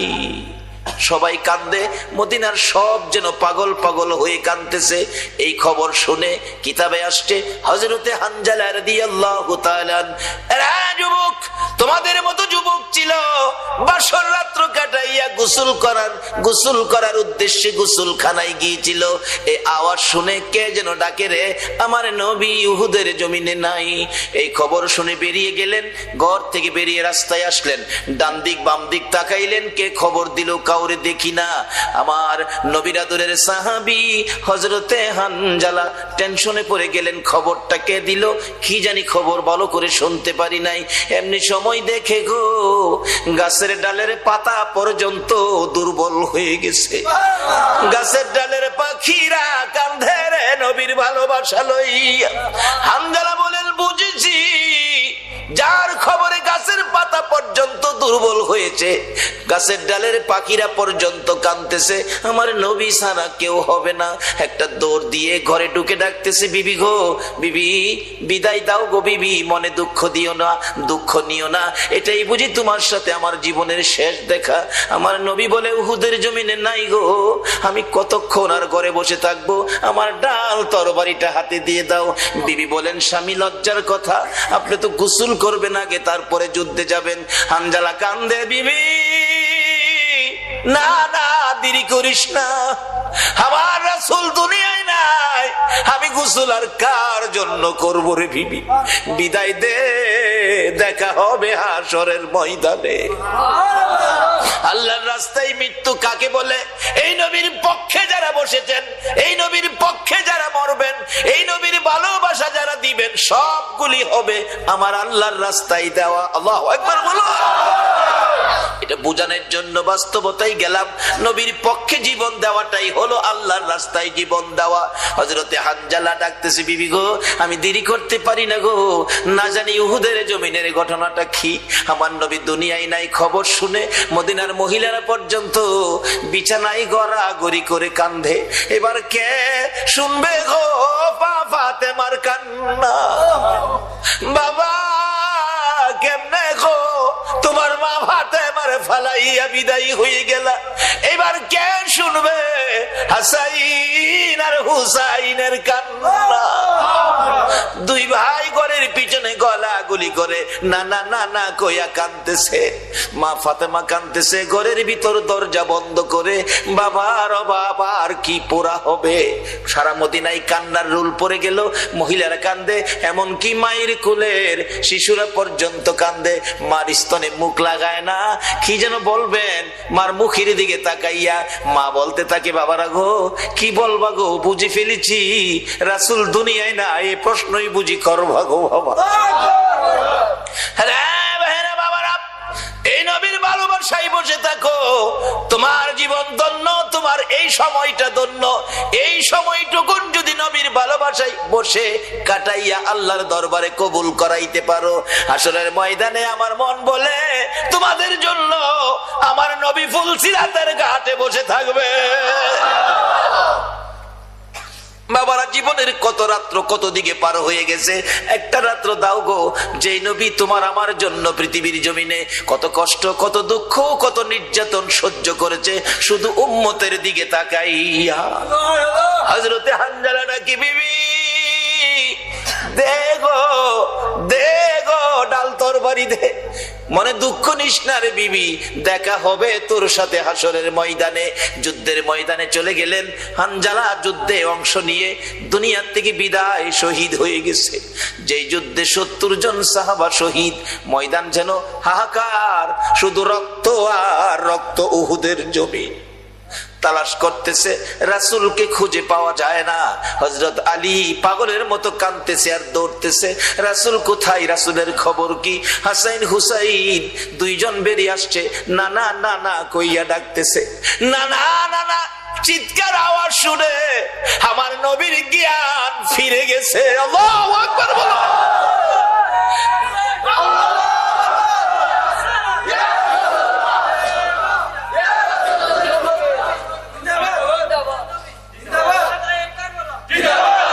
রক্তে লালে লাল হইল কারবালার ময়দান, বলুন রক্তে লালে শহীদ হলো ইমাম হুসেন নবীর জানের জান। শহীদ হলো ইমাম হুসেন নবীর জানের জান। রক্তে লালে লাল হইল কারবালার ময়দান। আইরে রক্তে লালে লাল হইল কারবালার ময়দান। দুধের শিশু আলিয়াস করে পানি চাইলো মায়ের দ্বারে। দুধের শিশু আলিয়াস করে পানি চাইলো মায়ের দ্বারে। পানি পানি বলে সে যে দিয়ে গেল প্রাণ। পানি পানি বলে সে যে দিয়ে গেল। রক্তে লালে লাল হইল কারবালার ময়দান। আরে রক্তে লালে কান্দে ইমাম হুসাইন আর হাসাইন। নানা গো, ও নানা তুমি কই গো, তোমার দেহ মুবারক আমরা একটু দেখবো। কিন্তু কেউ তো জানে না কোথায় জিবরাইল উহুদ পাহাড়ের মাঝামাঝি যেন কেউ না দেখে এই জায়গায় নিয়ে গেছে। আমার নবী হাসাইন আর হুসাইনের চিৎকারে আমার নবী মাথা উঠাইতেছে। জিবরাইল ডাকে, হুজুর মাথা নড়াচুরি করবেন না, রক্ত বাহির হয়। আমার নবী বলেন, জিবরাইল রে, আমার হাসাইন হুসাইন কান্দে রে, নানা নানা কইয়া আমি সব সইতে পারি রে জিবরাইল, আমি হাসাইন আর হুসাইনের ডাক সইতে পারি।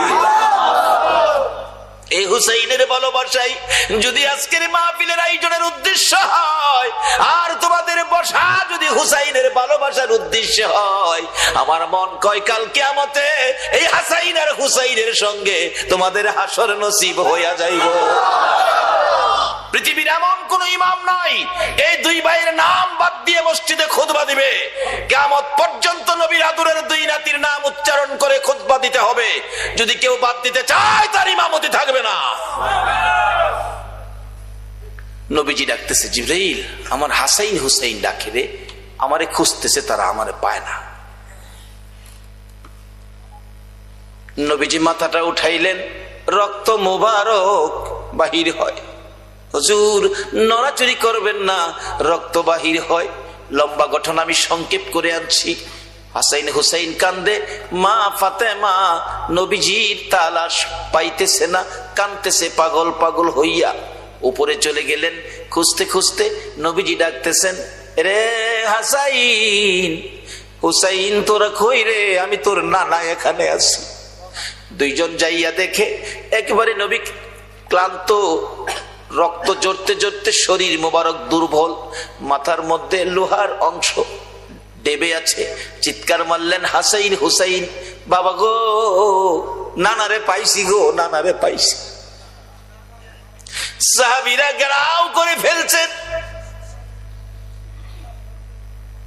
নবীজির একজন সাহাবী তাকিয়ে দেখে আমার নবীর মাথার মধ্যে লোহার অংশ লেগে আছে। রাসূলের ব্যথা হইতেছে, কষ্ট হইতেছে, এটা খুলতে হবে। কিভাবে খুলবো? এত গভীরে ঢুকে আছে, কিভাবে খুলবো? দাঁত দিয়ে ভালো করে কামড় দিয়ে টান দিয়ে খুললেন। রক্ত মোবারক ঘর ঘর করে বাহির হইতেছে, কেউ বন্ধ করতে পারতেছে না।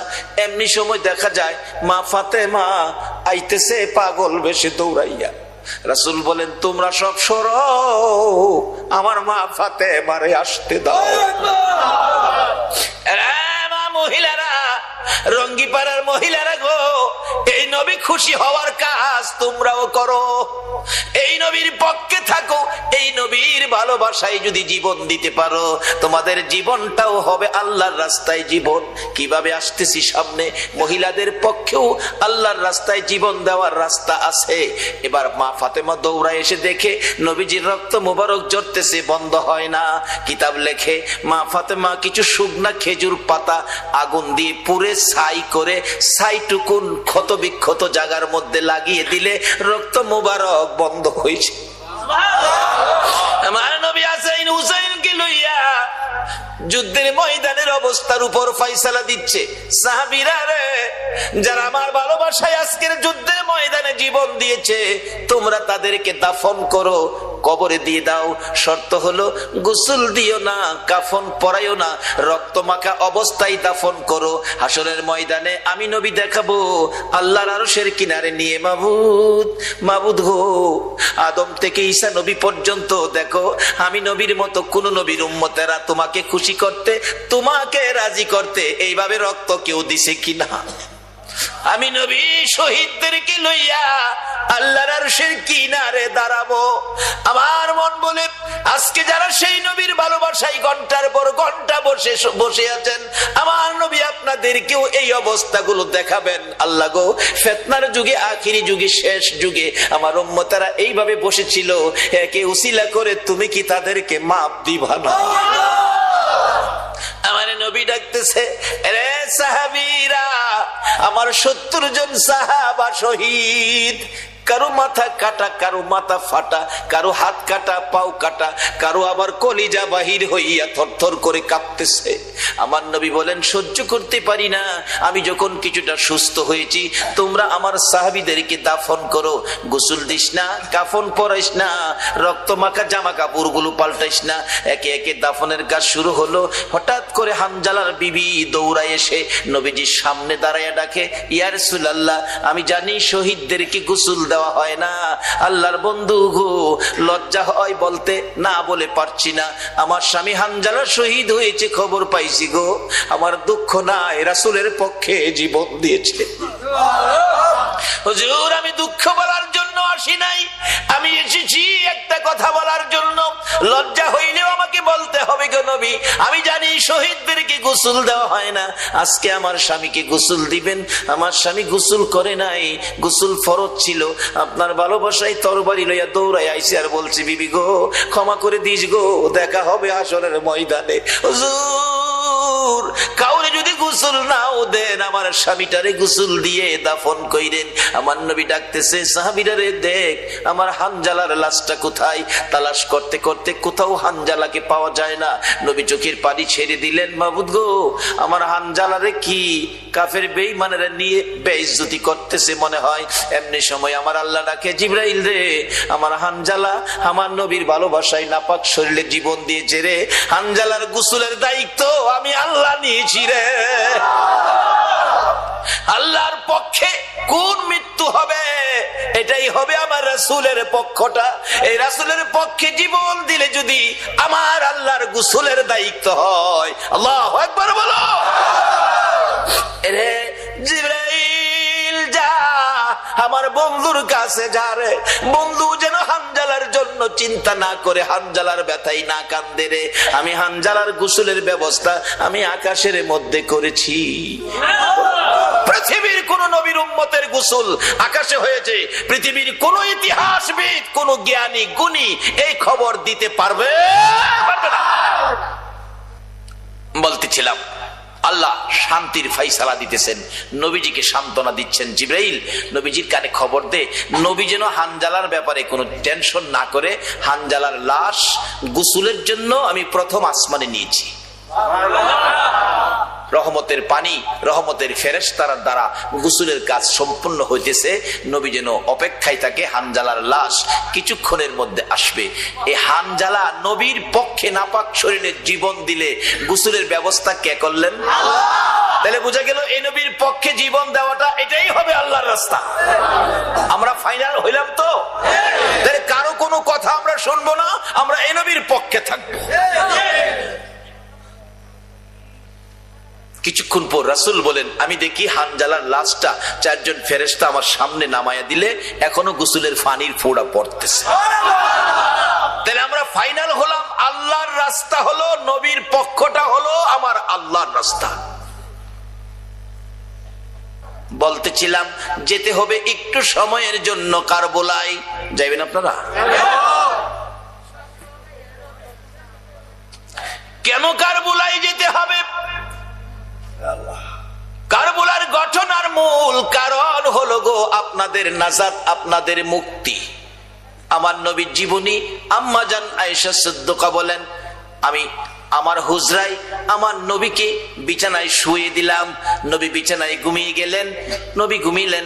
মা আয়েশা সিদ্দিকা বলেন, আমিও ঘুমিয়েছি। রাত্র গভীর, জিবরাইল এসে নবীজির কানের গোড়ায় মুখ লাগাইয়া ডাকে, হুজুর এইভাবে ঘুমাইয়া থাকলে গো কোন সময় আপনার গুনাহগার উম্মতের নাজাতের কান্না কাঁদবেন গো নবী, কোন সময় উম্মতের কান্না কাঁদবেন। আমার নবী ঘুম থেকে উঠে পাগল পাগল হয়ে গেছে।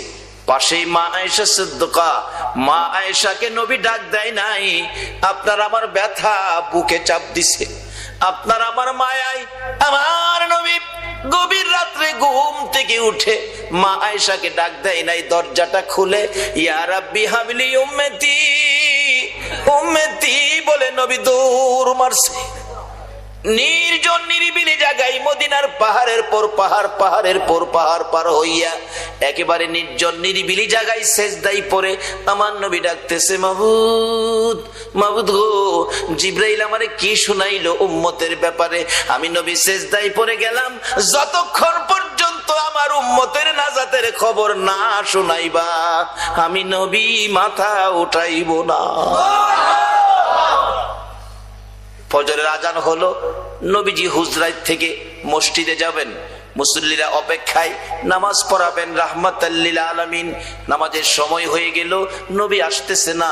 হুজরাই খবর পাঠাইলেন, নাই নবী হুজরাই। কি কথা বলতেছেন কেন? নবী হুজরাই নাই। মা আয়েশা সিদ্দিকা খবর দিলেন, মসজিদের নববীতে দেখো, মসজিদে তো নাই, কোথায় গেল? মা এসে বলেন, আমি তো বলতে পারি না, নবীজি আমাকে ঘুমে রাইখা উইঠা দরজা খুলে গেছে, আমারে বলে নাই, শুধুমাত্র আপনার আমার ব্যথায়। ফজরের নামাজের সময় পার হয়ে যায়, কে করবে গো মসজিদে নববীর ইমামতি? সাহাবীরা একজন আরেকজনের দিকে তাকায়া তাকায়া কান্দে, আর কেন দেরি করতেছো, আর কেন অপেক্ষায় আছো, চলো না রাসূলের তালাশে বেরিয়ে যায়। সাহাবীরা পাগল পাগল হইয়া আমার নবীর সন্ধানে বেরিয়ে গেলেন। দুইজন দুইজন করে এদিক সেদিক ঘুরতেছে। এদিকে মদিনার মহিলারা ঘুম থেকে উঠে খবর শুনে গো রাসূলকে বলে পাওয়া যায় না। মহিলারা পর্যন্ত একজন আরেকজনের বাড়িতে যাইয়া জানতে চায়, ও খালাম্মা, চাচি আম্মা, খবর জানেননি, রাসূল বলে পাওয়া যায় না, আপনারা কি রাসূলের খবর দিতে পারেন? তারাও কান্দে, না আমরা তো রাসূলের খবর দিতে পারতেছি না। মা বোনেরা গো, তোমরাও যদি রাসূলের পক্ষে বেরিয়ে যেতে পারো, রাসূলের ভালোবাসা দিতে পারো, তোমাদের মৃত্যুটাও হবে আমার আল্লাহর রাস্তায় মৃত্যু। তার বাস্তব ঘটনা হলো হযরতে সুমাইয়া রাদিয়াল্লাহু তাআলা সর্বপ্রথম এই পৃথিবীর জমিনে নবীর ভালোবাসায় জীবন দিয়েছে একজন মহিলা। আর আমার আল্লাহ নবীর পক্ষে জীবন দেওয়ার কারণে কি পুরস্কারটুকুন দান করেছে। সর্বপ্রথম পৃথিবীর জমিন থেকে একটা মহিলা জান্নাত লইয়া বিদায় হয়েছে। এটা ছিলেন আমার নবীর আশেক, নবীর পাগল, নবীর পক্ষের মহিলা। মহিলাটা যার নাম কিতাবে আসছে হযরতে সুমাইয়া। আবু জাহেল ডাকতেছে, সুমাইয়া রে, আমার বাতিজার পক্ষে থাকবি, বাতিজার কথা মানবি, আমার কথা কি মানবে না? আমি তো মক্কার নেতা, সবাই আমারে মানে। সুমাইয়া বলেন, এরে আবু জাহেল, সবাই তোমারে মানতে পারে, আমি তোমাকে মানবো না। আমি আখিরি নবীর কালিমা পরে নবীর কথা মানি, নবীর পক্ষে গিয়েছি। সুমাইয়াকে জোর করে, আবু জাহেল সন্ত্রাসী টাইপের ছিল, জোর করে ঘর থেকে বের করে মরুভূমিতে নিয়ে সমস্ত কাপড়গুলো খুলে টাইনা উলঙ্গ করে সুমাইয়াকে দাঁড় করাইয়া ডাকতেছে, ও মক্কার মানুষ, দেখা যাও সুমাইয়াকে উলঙ্গ করেছি। সুমাইয়া চক্ষু বন্ধ করে লজ্জায় চোখ খুলে না। আবু জাহেল ডাকতেছে, দেখা যা, দেখা যা রে, তোরা কে আসবি? সুমাইয়া ডাকতেছে, আবু জাহেল মক্কার কত মানুষকে ডাকলো আমারে দেখার জন্য গো, তুমি আল্লাহকে একটা ডাকও দিল না। আমি সুমাইয়া তোমারে দাওয়াত দিলাম গো, তোমার বন্ধুর পাগলিনী সুমাইয়ার কি অবস্থা তুমি দেখা যাও। আমার আল্লাহ কয়, সুমাইয়া রে, আমি তোর দাওয়াত কবুল করলাম রে সুমাইয়া। আবু জাহেল বলেন, আল্লাহকে দাওয়াত দাও দেখার জন্য, দাঁড়াও ভালো করে দেখাবো। ঘর থেকে বল্লম নিয়ে এসে সুমাইয়ার তলপেটের নিচে বল্লম দিয়ে আঘাত করলো। চিত হয়ে সুমাইয়া জমিনে পড়ে গলা কাটা মুরগির মতো লাফাইয়া জিব্বাটা বাহির করে দিয়ে ডাকতেছে, মাবুদ, দাওয়াত দিলাম দেখা গেল না, তোমার বন্ধুর পাগলিনী সুমাইয়ার জীবন যাই গো, একবার আই আমার দেখা গেল না। আমার আল্লাহ ডাকে, জিবরাইল রে, আমি সুমাইয়ারে খালি হাতে কেমনে দেখবো রে জিবরাইল? আমার বন্ধুর পাগলিনী সুমাইয়া আবু জাহেলের আক্রমণে জীবন দিতে যাচ্ছে বন্ধুর পক্ষ লইয়া। আমি আল্লাহ দাওয়াত কবুল করেছি, সুমাইয়াকে দেখবো রে, আমি খালি হাতে কেমনে দেখবো? আমার জান্নাতুল ফেরদাউসটা উঠাইয়া দে রে, আমি আমার বন্ধুর পাগলিনী সুমাইয়াকে আমি দান করে দিলাম। আল্লাহ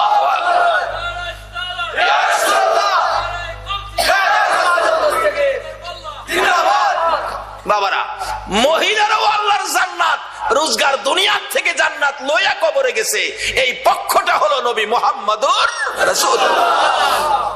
ভক্ত যদি হতে হয়, রাসূলের ভক্ত হও। চট্টগ্রাম থেকে একটা নাত, একটা গজল শুনি, খুব ভালো লাগে। ভালো যদি বাঁচতে হয় নবীকে বাসুন, ভালো যদি বাঁচতে হয় নবীকে বাসুন, নবী তরানেওয়ালা, নবী বাঁচানেওয়ালা, হয় না? নবী তরানেওয়ালা, নবী বাঁচানেওয়ালা। রাসূল হাদিস শরীফে বলেছে, লা ইউমিনু আহাদুকুম হাত্তা আকুনা আহাব্বা ইলাই মি ওয়ালিদিহি ওয়া ওয়ালাদিহি ওয়ান নাসি আজমাইন।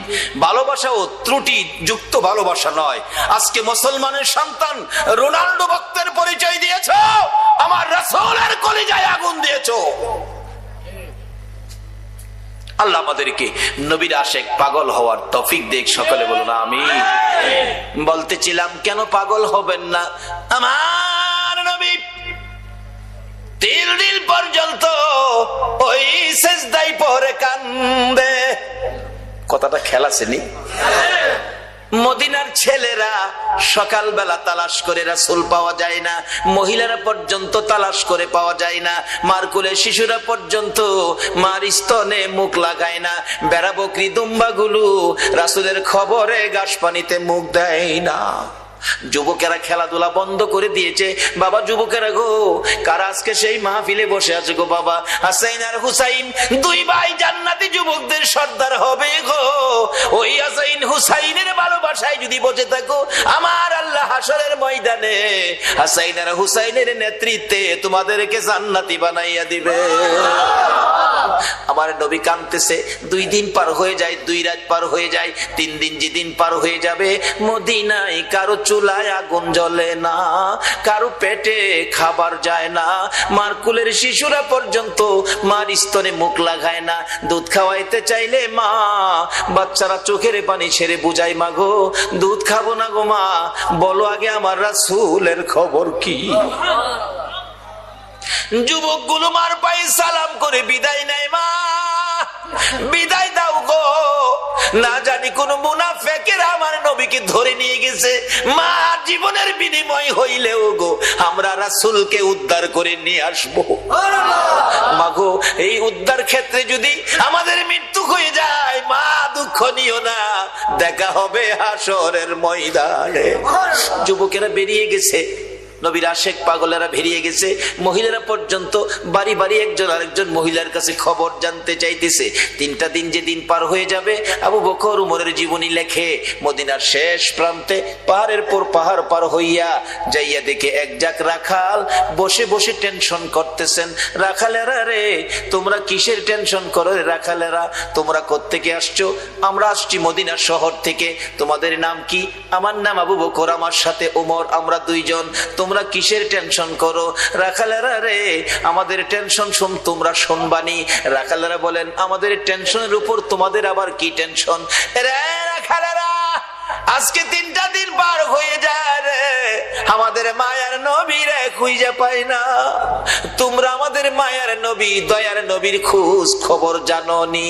রাখালেরা বলেন, এরে আবু বকর ওমর, আমরা তো তোমাদের মায়ার নবী দয়ার নবী চিনি না, তবে আমরা যাকে নিয়ে টেনশন করতেছি আজকে 3টা দিন পার হয়ে যায় রে, একটা মায়ার মানুষ রে, একটা নূরের পুতুল রে, পূর্ণিমার চাঁদের মতো চেহারা, ওই পাহাড়টার নিচে আজকে 3টা দিন হলো সেজদায় পড়ে উম্মতি উম্মতি বলে কান্দে রে আবু বকর। ওই লোকটার দিকে তাকাইয়া আমাদের সকল রাখালের বেড়া বকরি দুম্বা গুলো এক নজরে তাকায়া তাকায়া কান্দে, গাছ পানিতে মুখ দেয় না। আমরা টেনশনে আছি, এই বেড়া বকরি দুম্বা 3 দিন পার হয়ে গেল, না খায়া কত থাকবে, এখান থেকে সরিয়ে নেওয়া যায়। আমরা আঘাত করেছিলাম বেড়া বকরি দুম্বা গুলো সরিয়ে নেওয়ার জন্য।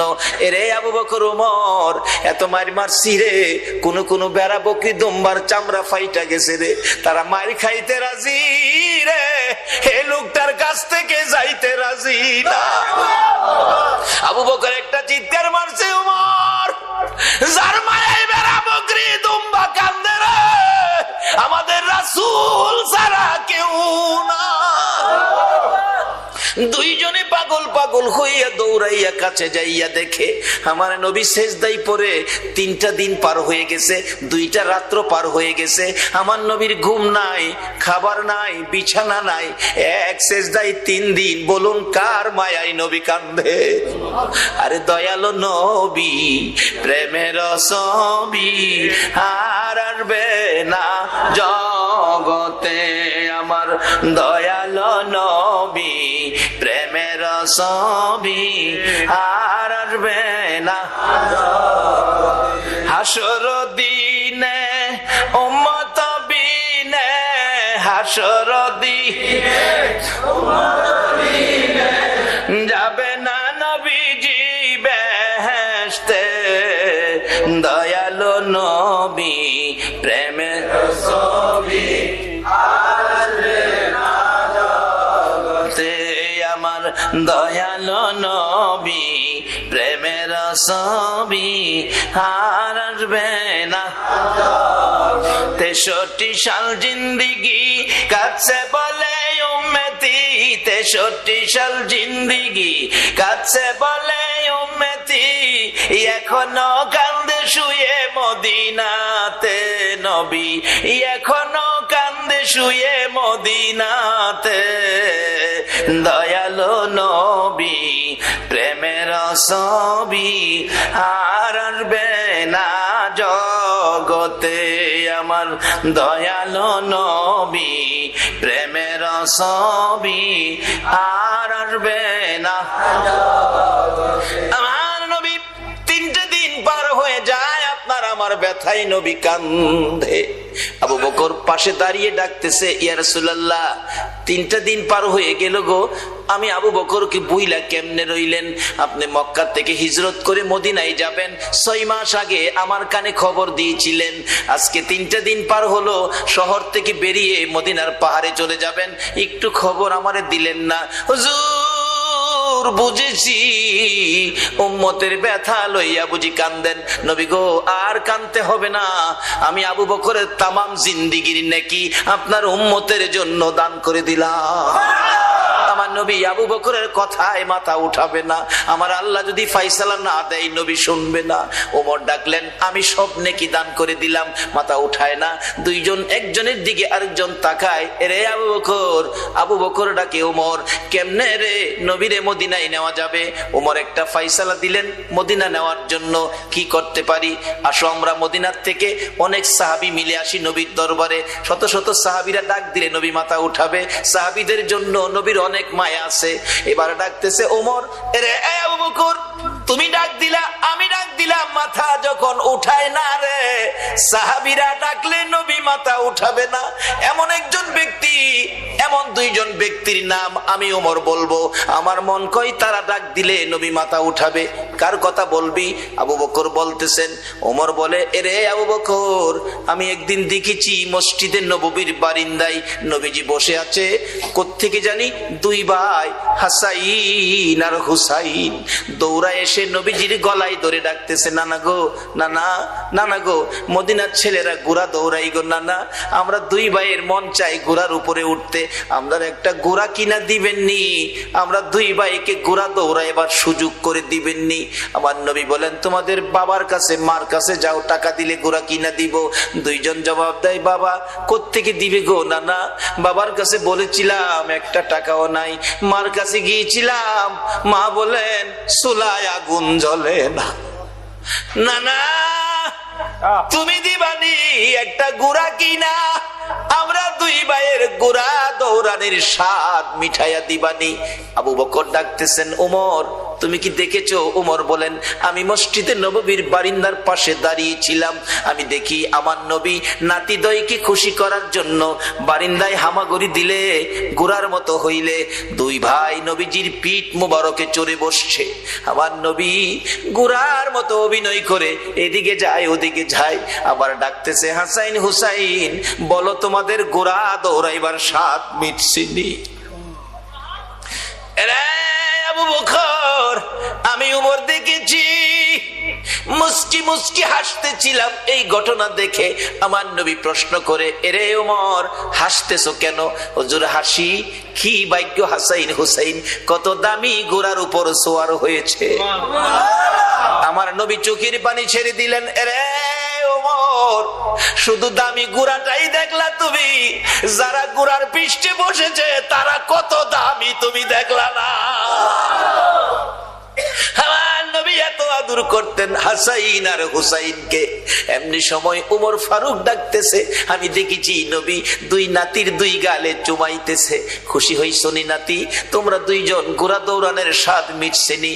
ও আবু বকর আমার মন কয় এই 2 নাতি হাসাইন হুসাইন যদি নানা নানা কইয়া ডাকে রে, আমার নবী সব ভুলে যাবে, না না না ডাকে জবাব দিয়ে মাথা উঠাবেন।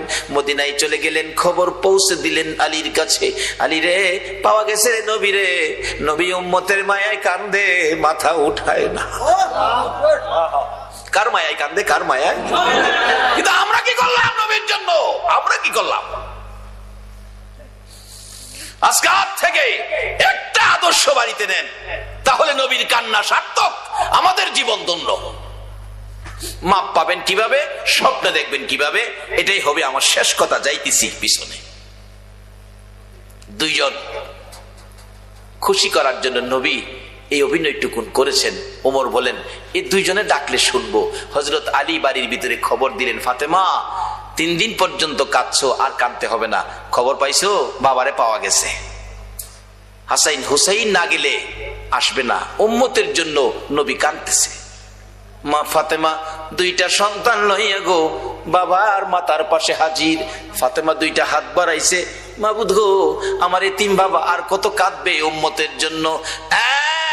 বাবা কাঁদতে হবে না, উম্মতের ব্যথায় 3 দিন পর্যন্ত কাঁদলা গো বাবা। আমি ফাতেমা রে, ও তুমি বুইলা গেছো গো। সমস্ত পৃথিবীর মানুষ বলতে পারো গো বাবা, আমি ফাতেমারে তো ভুলার কথা না গো বাবা। বাবা গো উম্মতের মায়াই বুঝি ফাতেমার কথাও ভুলে গেছো বাবা, আর কাঁদতে হবে না।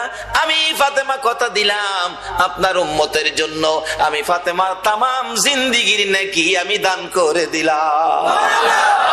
রে মা বোনেরা, তোমাদের জান্নাতি মহিলাদের সর্দারিনী জীবনের সব নাকি যদি তোমার আমার জন্য দান করে, এই ফাতেমার জীবনী কিনা গড়ে নেওয়া মহিলাদের দরকার আছে কিনা? এটা নিত না তো, ধ্বংসের দিকে যাচ্ছে। উপন্যাস পড়ে ফাতেমার জীবনী কিনে নেয় না, উহুদের জমিনের ঘটনা কিনে বাড়িতে নেয় না। একটা মহিলাও বলতে পারবে না একটা ফাতেমার জীবনী গড়ে আছে, দেখাইতে পারবে না। বলতেছিলাম যে ফাতেমা তামাম জিন্দিগির নাকি আপনার আমার জন্য দান করে দিয়েছে, তারপরও নবী মাথা ওঠায় না। আপনার আমার ব্যথায় নবী কান্দে, ফাতেমার কথাও নবী শুনে না। হাসাইন হুসাইন দুইজন দাঁড়িয়ে আছে, মা ফাতেমা ডাকে, বাবা গো তোমরা দুইজন ডাক দাও গো, দেখি তোমরা ডাক দিলে নি আমার বাবা মাথা উঠায়, আর কত কাঁদবো, 3টা দিন বাবার পার হয়ে গেছে। দুইজন দুই দিকে নানা কয়ে ডাকতেছে, হুসাইন ডাকতেছে, নানা গো দুনিয়ার সব মানুষ বলতে পারো গো নানা, আমি হুসাইন রে কেমনে বইলা গেলা গো না। যে হাসাইন আর হুসাইনের মায়াই আমার নবী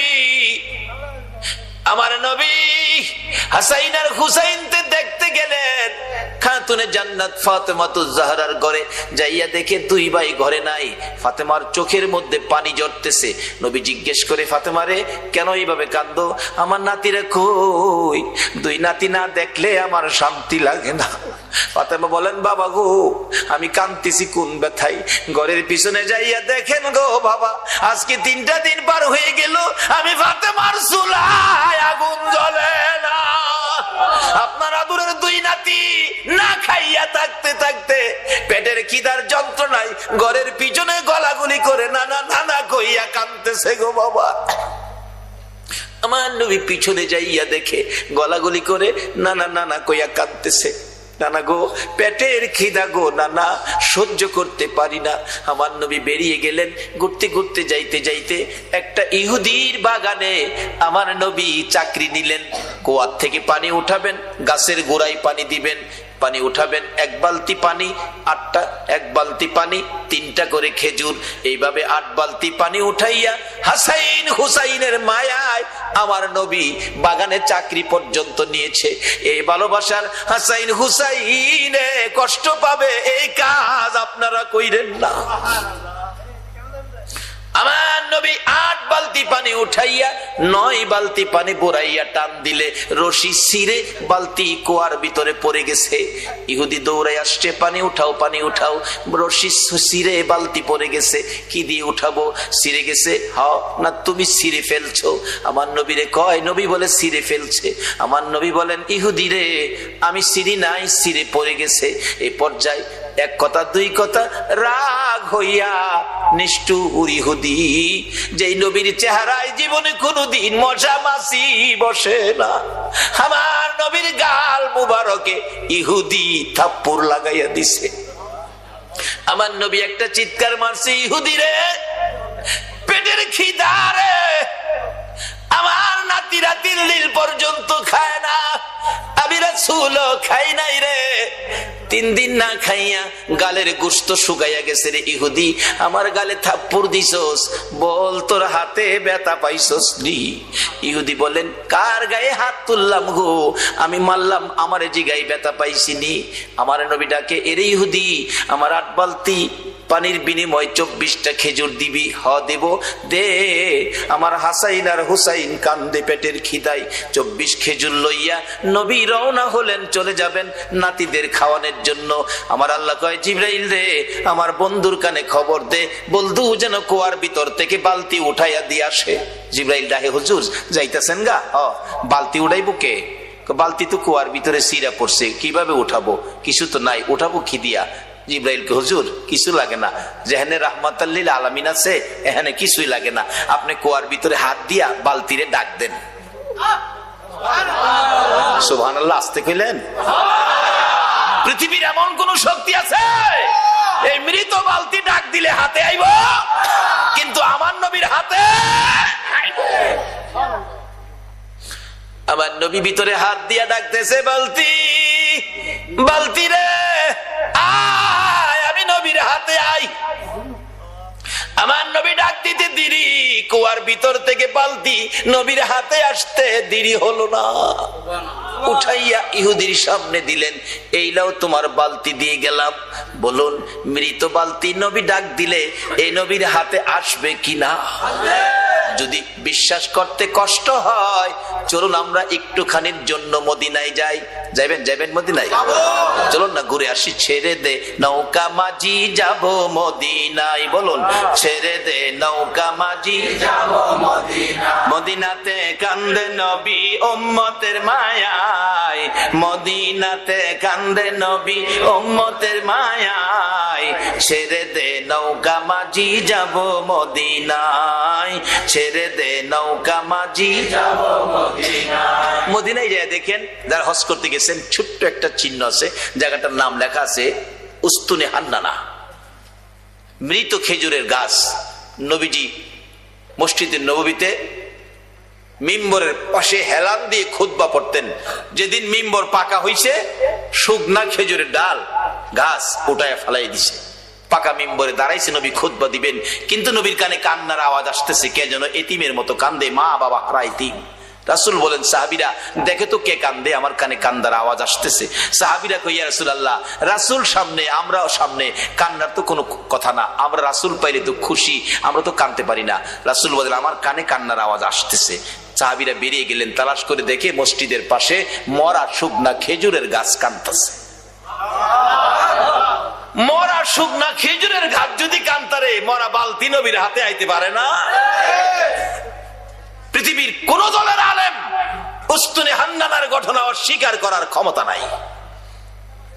ডাকতেছে গাছটাকে লইয়া, ইয়া রাসূলুল্লাহ, এই যে শুকনা লাকড়ির সমতুল্য গাছটা কাঁদতেছে।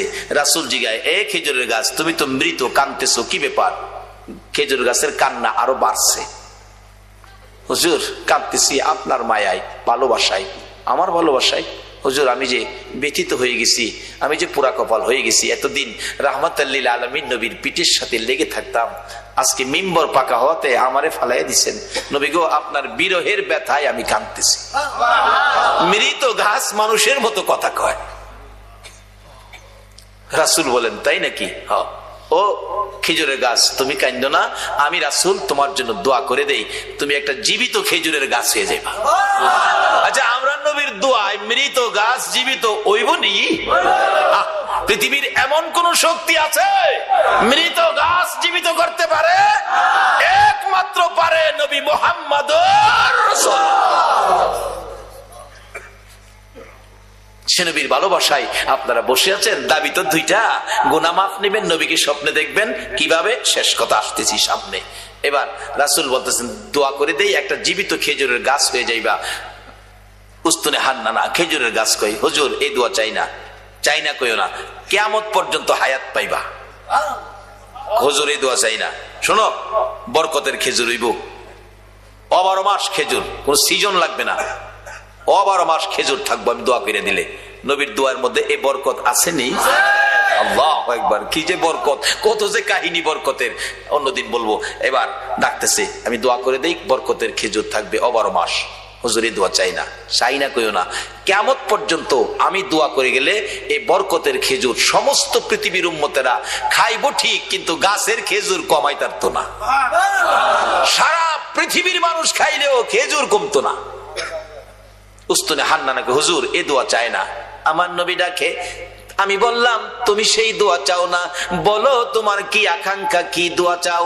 উস্তুনে হান্নানা ডাকে, হুজুর আমি একটা দাবি করব গো, আমি কিয়ামত পর্যন্ত হায়াত চাই না, মৃত গাছ জীবিত হইতে চাই না, সারা উম্মত খাইবে খেজুর বরকত, এটাও আমি চাই না। আমি চাই আপনি নবী যেই জান্নাতে থাকবেন গো নবী, ওই জান্নাতের বিছানাটার পাশে একটা খেজুরের গাছ হইয়া আপনি নবীকে সারা জীবন আমি দেখতে চাই।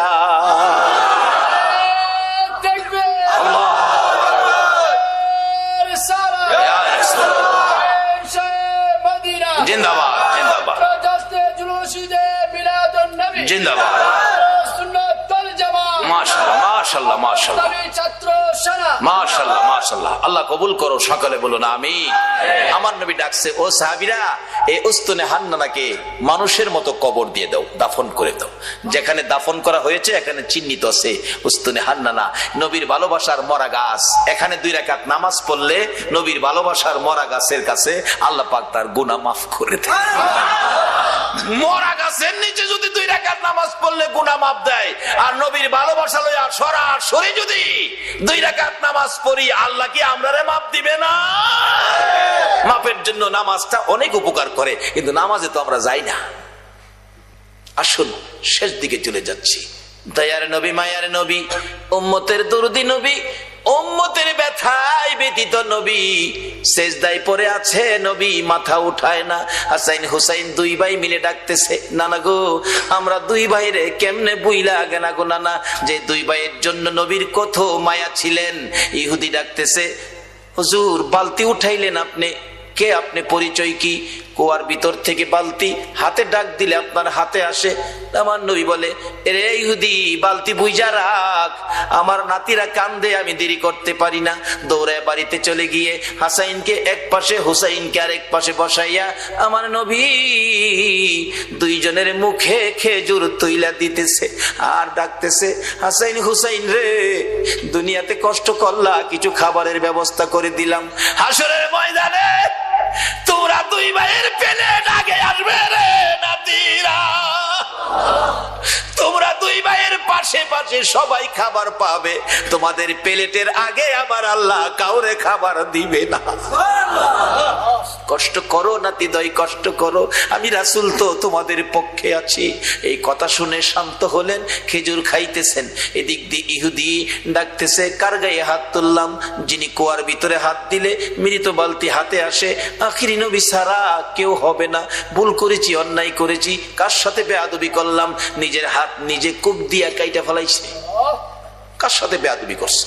বেহুশ পতিকেরা যাচ্ছে, কুয়ার থেকে পানি উঠাইয়া মাথায় পানি দিলে জ্ঞান ফিরছে। কি হলো তোমার, হাত কাটা কেন, কে কাটছে?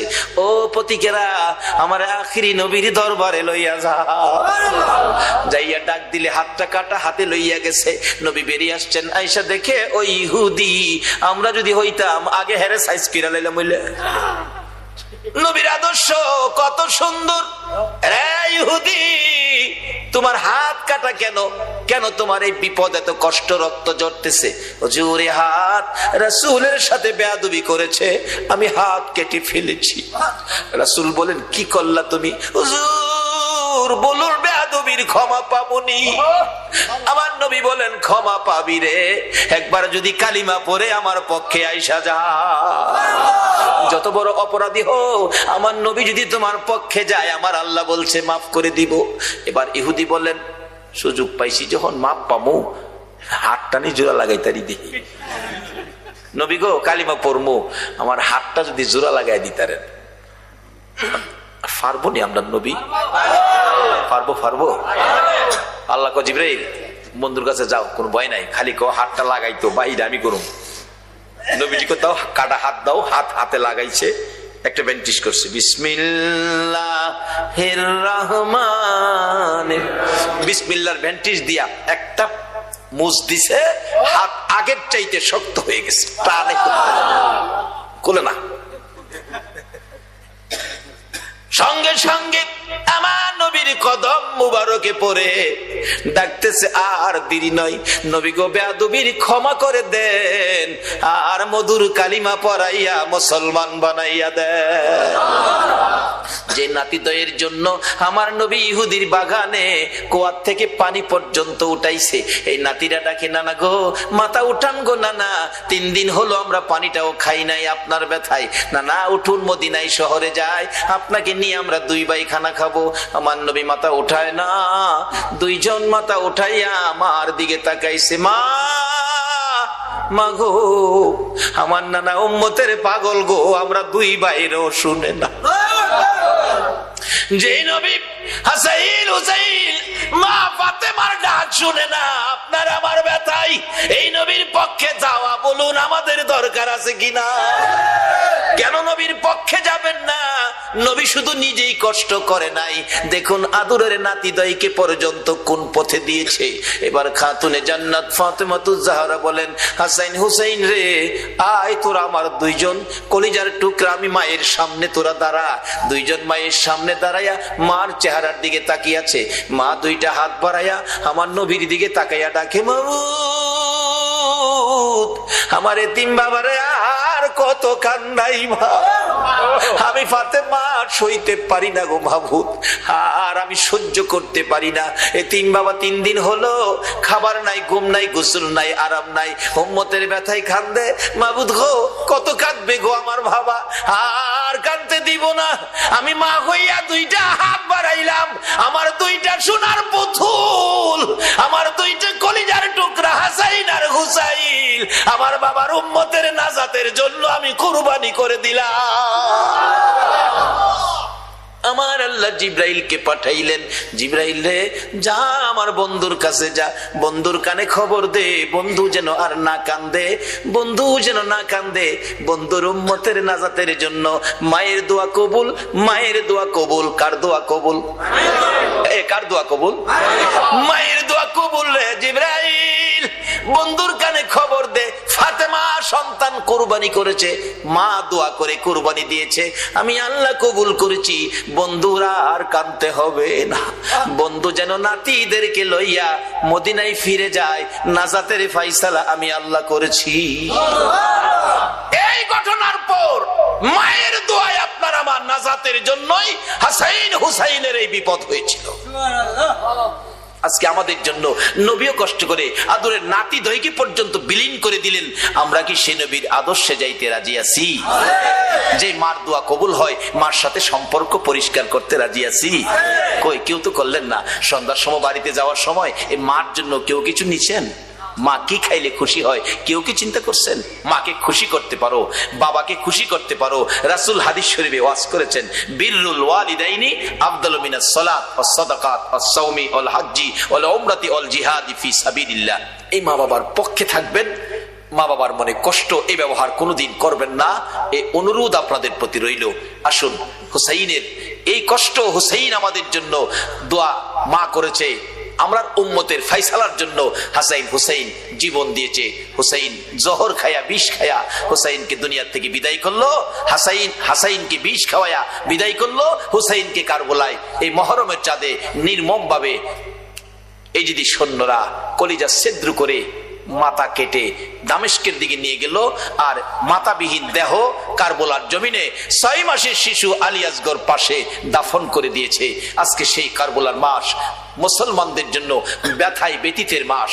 আমরা হুসাইনের ভালোবাসা দেব, রাসূলকে স্বপ্নে দেখব, আর আল্লাহ আল্লাহ রাসূল খুশি হবে আওলাদে রাসূলের পক্ষে গেলে। আমি আগেই বলেছিলাম দোয়া কবুল হবে। আমাদের 2টা দাবি ছিল, যেই আব্দুল্লাহ নামের ব্যক্তি আওলাদে রাসূলের ভালোবাসায় হজের টাকা দিলে মক্কার হজ, মদিনার হজ আল্লাহ ইরাকে পাঠিয়ে দিলেন। আজকে আমাদের 2টা দাবি অবশ্যই কবুল করবে যারা নবীর পক্ষে, নবীর আওলাদের ভালোবাসায় এই পর্যন্ত বসে আছেন। আল্লাহ আমাদের কি কবুল করে 2টা দাবি পুরা করুক। একটা হলো গুনাহ মাফ, একটা হলো নবীজিকে স্বপ্নে দেখার। নবীকে স্বপ্নে না, কোন কোন ব্যক্তি বাস্তবেও দেখে। ইমাম গাজ্জালী সাহেব রহমাতুল্লাহ আলাইহির জীবনী, উনি 100 আল্লাহওয়ালা, 100 আল্লাহর ওলি লইয়া সোনার মদিনায় রওজা পাকের পাশে বসাইয়া গাজ্জালী সাহেব ডাকতেছে, ইয়া রাসূলুল্লাহ 100 ওলি লই আইছি আপনার লগে দেখা করবার লাগিয়া। আমরা খাইতে আসি নাই নবী গো, খাইতে আইছি না, শুধু আপনার সাথে একটু দেখা করাবার লাগে। দেখা যদি না দেন আমি ইমাম গাজ্জালীর ইজ্জত থাকে না। এভাবে ডাকতে ডাকতে ডাকতে ডাকতে দেখি আমার নবী হঠাৎ করে রওজা পাকের মাঝখান দিয়ে এই পর্যন্ত হাত মোবারক বাহির করে দিচ্ছে। 100 সরাসরি নবীর হাত মোবারকে মুসাফা করে চুমা খায়া বিদায় হলো। আজকে আল্লাহ গো, আমি দাবি 2টা উঠাইছি, জীবনের গুনাহ মাফ, নবীজিকে স্বপ্নে, বাস্তবে না, আমরা বাস্তবের উপযুক্ত হয়তো আমরা হইতে পারছি না, স্বপ্নে হইলেও এই কমিটির ভাইদেরকে সহ, এই মাহফিলের সকল উপস্থিতি মা বোনদেরকে সহ একটা দিন ঘুমের ঘরে নবীজিকে স্বপ্নে দেখায় আমাদের কলিজা ঠান্ডা করে। সকলে দোয়ায় শরীক হন, আল্লাহুম্মা আমিন।